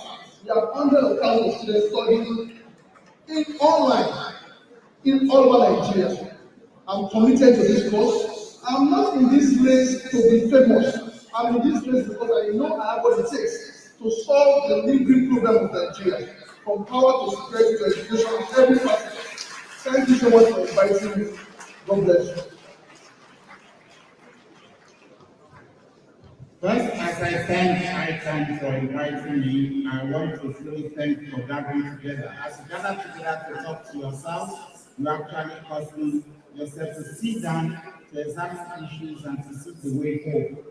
Yes, technology is very important. In my state, I believe that those who are understand the autism will come very far in ensuring and I'm not ensuring that technology plays a major role in our accounting system. And the World Bank has been very, very useful to many states in going in this direction. But beyond this, it's important that we must take advantage, as a big state, of online learning, and I think that ICAN has to lead that and ensure that people don't have to come all the way to Abuja together, because that's a great aspect for people.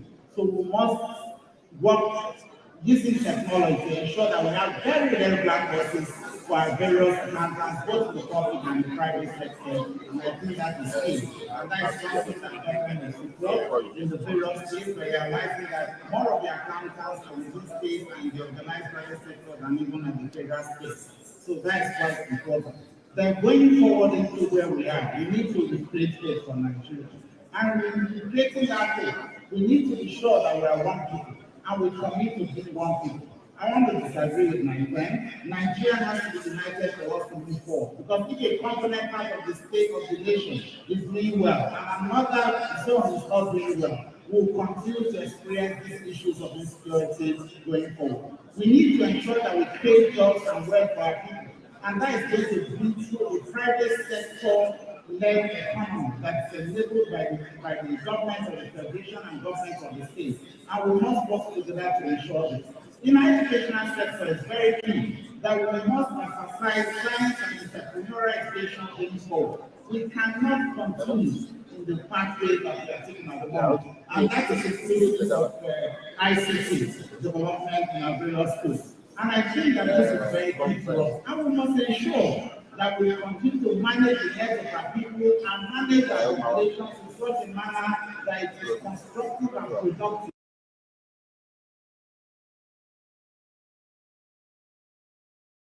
Not what we find at the moment. For the month, the women are producing 7 children. And we turn to the poor class, that situation is going to create insecurity continually, and that might not be. So we must find ways of managing this in going forward. The coming to the energy sector is important that we do not only rely on the major electricity issues. Captive power is there. In my state, we are running so many of our government facilities in captive power. That is what is going on at the moment. And the more we're able to generate captive power in various places, in such small settings,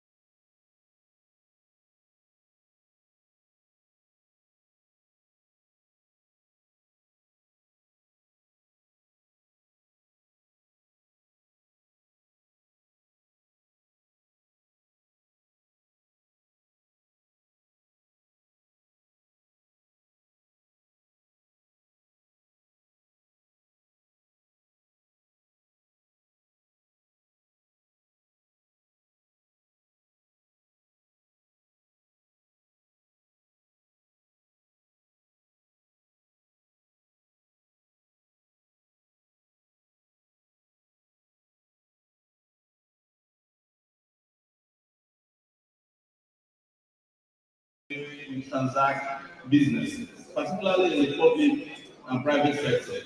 And I want to call on our accountants seriously to help us get rid of paperwork. Paperwork is one of the easiest ways to steal. And get involved with real digitalization and technology. Don't let me lie to you. The computer is about to steal your job if you don't get up to speed with technology. There will be less and less accountants at these conferences if you don't get used to the way the world is changing. And as I've asked of you, those of you who are in the room and those who are watching and listening to us, when I come to government, I'm going to need a lot of accountants. Every nook and cranny of the facet of life of Nigeria and Nigerians, so that we can sustain this country further. Finally, And in closing, I don't want to say too much. I know people demand experience all the time, but I urge you to look at the meaning of experience in the dictionary. It says people who have had direct contact with things that are happening and those who have observed them. I'm sitting down here with 32 years of experience, having participated in fighting for democracy, observing all the good and bad leaders. I've never met any good leaders, not many of them. And also ensuring that this country works up to the point that it is today. Ask yourself on the other side, the people with experience, what they have done to your country. The country is broken, is disunited, and is disheveled. I just urge you to choose between darkness and light. Vote right in 2022. Thank you very much.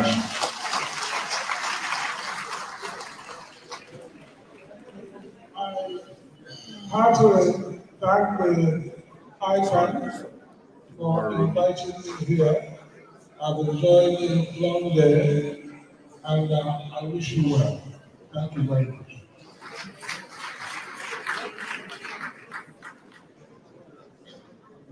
Well, let me thank ICAN for the invitation.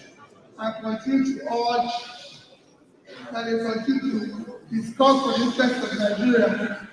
A few quick comments as I go to what I thought candidate mentioned when he said about what I said about consumption to production. When I mean that, I thought about the entire value chain. I did say we need to create an enabling environment, a regulated environment that will allow businesses to thrive, especially the micro, small businesses. You don't have any time to expatiate. I would have expatiated on what I did. And in terms of education, I mentioned it, I was very clear when I talked about HDI. I said, go to Anambra and see what we did in education. I don't think anybody can talk about education in this country without talking what happened in Anambra State. Where even a presidential candidate has said, schools were closed for 2 years, and he did not allow the governors to come back. But the same state became number one, 11, 2013 to 2013. So it's a different issue. So that is the airport of that. On issues that we are discussing, we need to move the country. I say it again, this country needs to move from consumption to production. It's not producing enough, it's not exporting enough. There's a lot we can do today to create jobs. We can't have a country of this size with this 30-something% unemployment and don't have problems. Every country of our size, from Vietnam to Indonesia, have less than 10% unemployment. That's why they have less problems. And they have issues that we have their agitation and all banditry. But the more they push people out of poverty, the better they are doing. And like I said, doing simple things and doing it consistently. Next year's election should not be based on ethnicity or tribe. There's no tribe in Nigeria that buys bread cheaper, or have uninterrupted electricity, or have better roads and everything. It should not be based on religion. The Muslims don't buy bread cheaper, neither the Christians. All these things are ethnic. All these things we see, ethnic, religion, or my tongue, are all elite conspiracy to keep us down. When people talk about it, let's look at the past. What were people able to do in the past? Where are they coming from? Let them show us where the money is. If you say you're not corrupt, let's see how the money, the last money that was given to you and everything. Next year's election must be very on capacity, on character we can trust, competency, capability, and determination to do the right thing. Nigeria has all the potential to be a great country, and I say, give the opportunity to somebody who is confident. You turn around Nigeria. Thank you, and God bless you.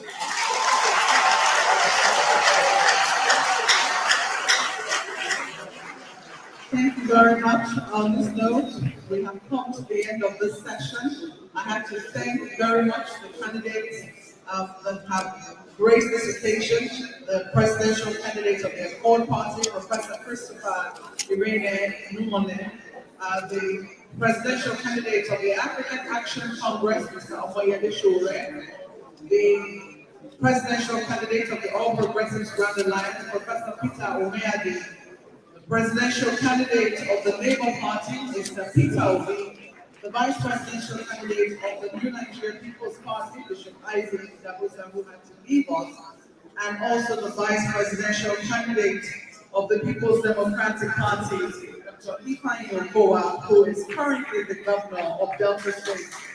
To have heard them, I'm sure that come 2023, February 2023, they will know whether you have been able to convince them to vote for your party, for their party. But at the end of the day, don't forget, the choice is yours. The choice is in your hands. So vote wisely, as they say. Thank you so much for inviting me, and thank you so much for having me. Thank you. Can we rise up and take a standing ovation? Thank you. So we're going to have a presentation of gifts. Thank you very much. You can be seated. We have presentation of gifts, and we invite our 58th president, Malam Tijani Musa, is please hold up. We have it for you. Thank you. Let's appreciate our presidency.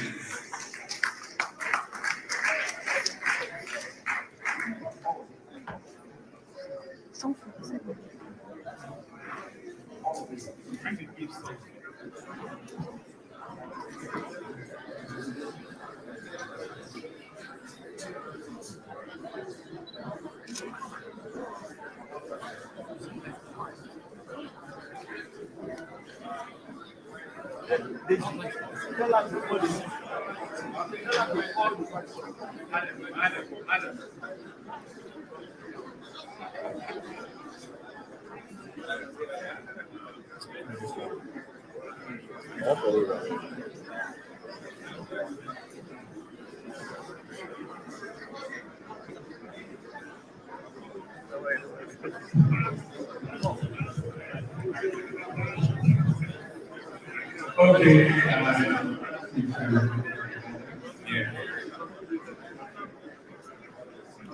Ladies and gentlemen, we wish to sincerely thank the presidential candidates and their representatives for honoring our invitation. As our parents said, please work wisely, work according to your conscience, vote for the party of your choice, and we pray that you have a fair and free election before you go violence.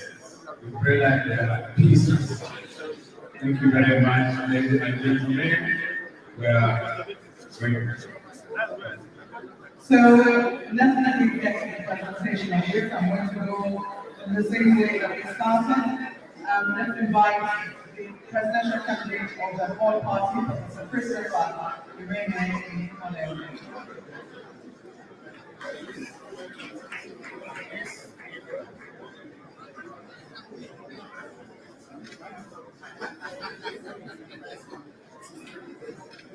For transparency and accountability, we'll get the last open by being informed these are the conference cards given to every delegate who has registered or has come to this.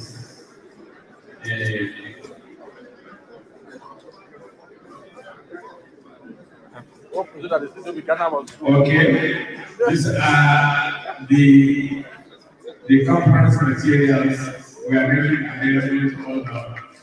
So it's a Sowore versus accountability.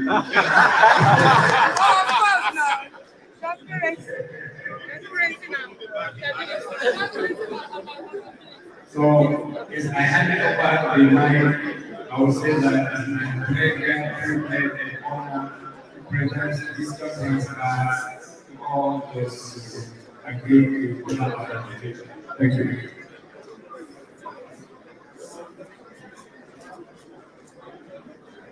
Thank you very much for following very closely in the presidential candidate of African Action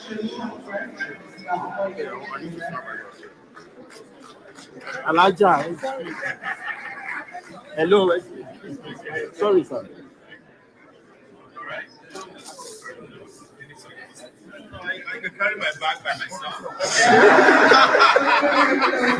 Is the presidential candidate of the All Progressives Grand Alliance, Professor Peter Omiadi.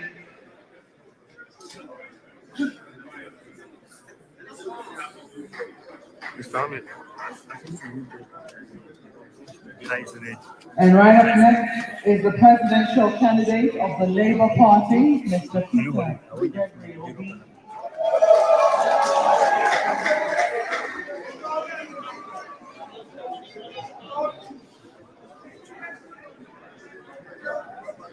Thank you so much. We also have the vice presidential candidate of the People's Democratic Party, Dr. ICAN Okowa.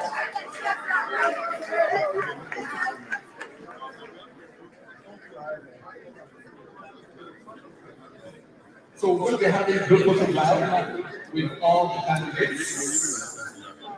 With the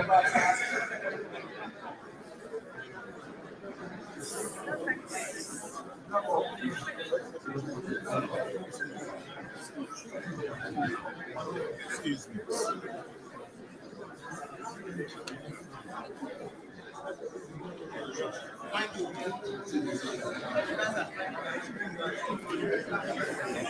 Hey, I cannot turn down my camera.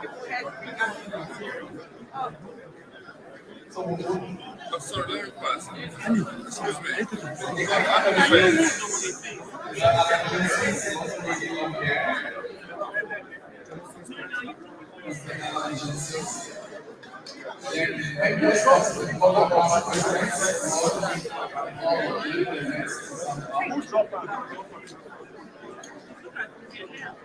I say who dropped it?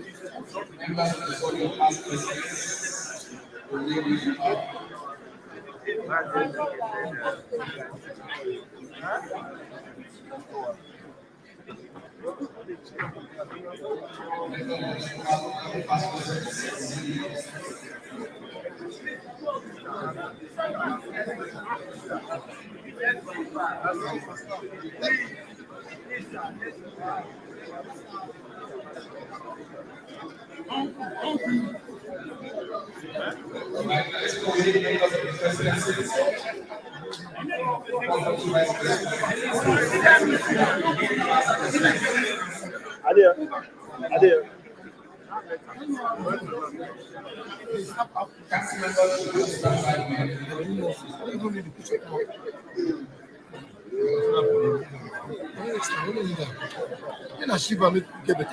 See now, how now I want to get this picture? How now I want to get it? See what it is.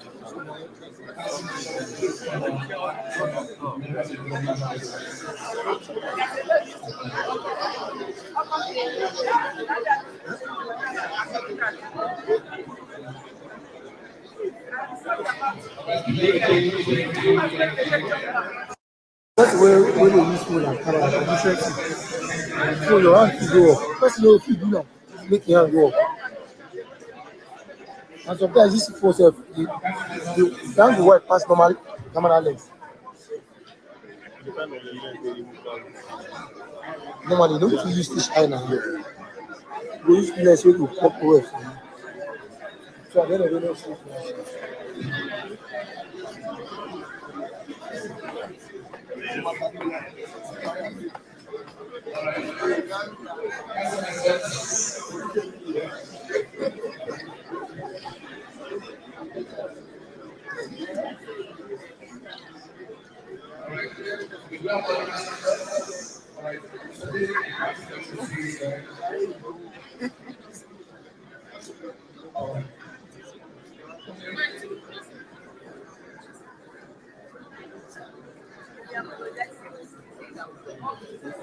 Thank you very much. So, Mr. President, you have the final gift for the moderator. So you can do the presentation. So our moderator please can conclude that and have a comprehensive photograph for the president and members of the presidency. Thank you. Thank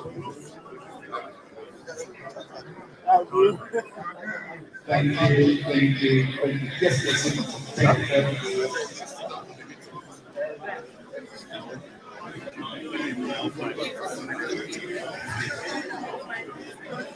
All right, my presentation candidate is please let's remain in the hall to work, freedom to work.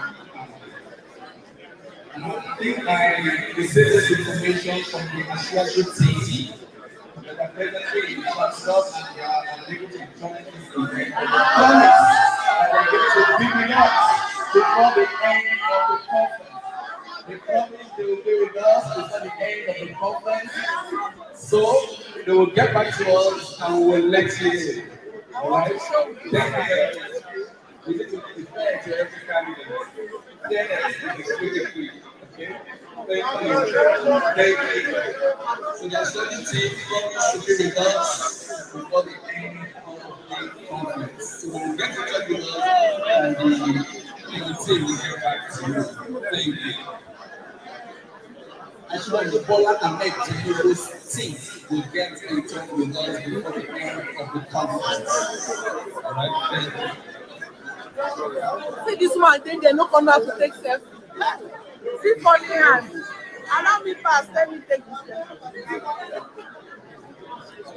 My governor.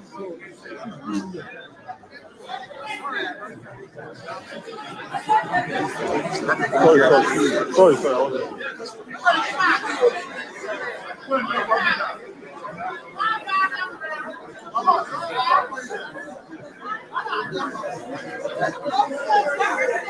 Please, as a team, also the candidates security team, please gather the candidates in the respective vehicles. Thank you.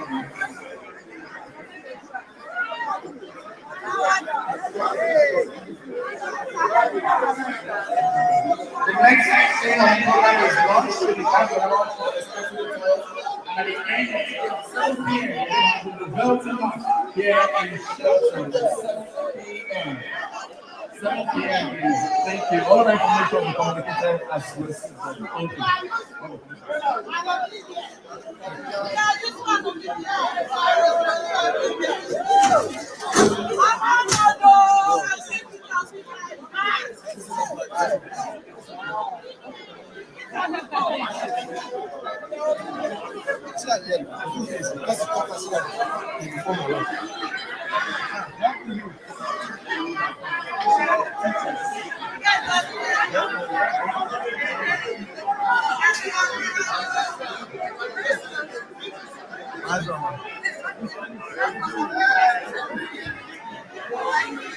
Let me see my government power.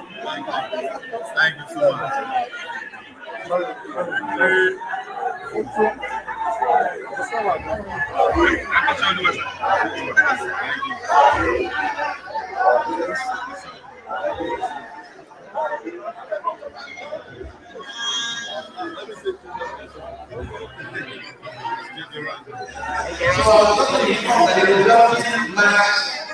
Starting now.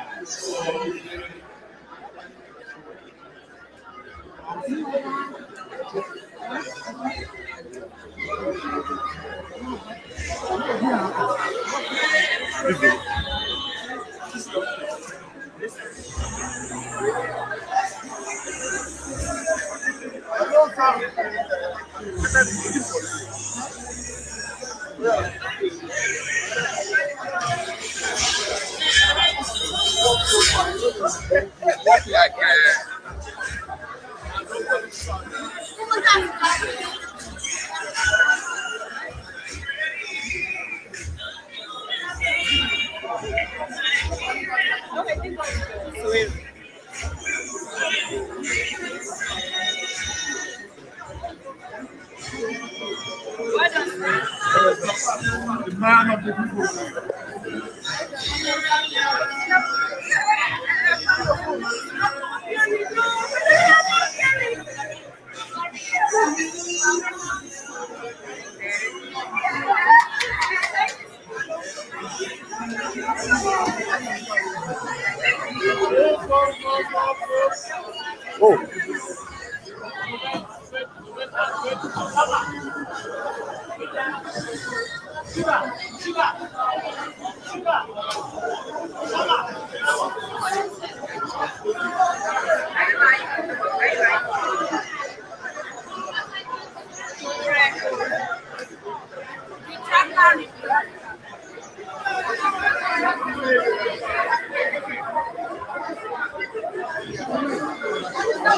Sowore for president.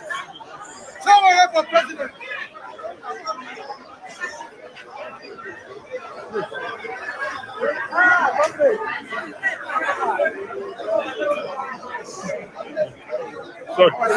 Sorry.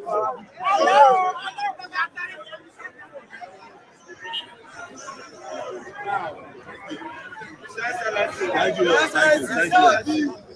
All right, don't go to the camera.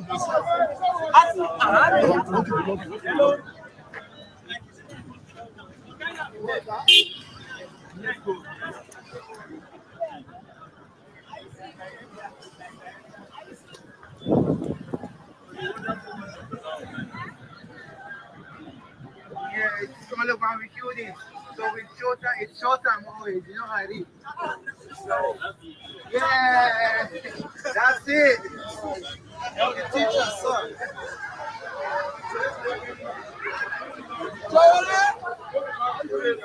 Ahmed, in water.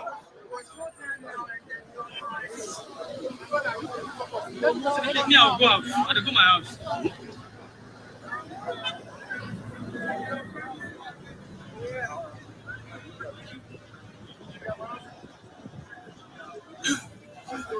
Let's move on. You're heading past the lion himself, the lion of your friend. New Nigerian dream is going to be over.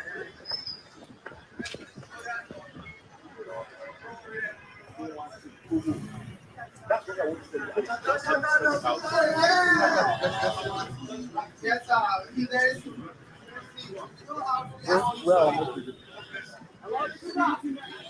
Wait. Where's our camp? No, we just enter this one. Yeah, we'll follow the other one.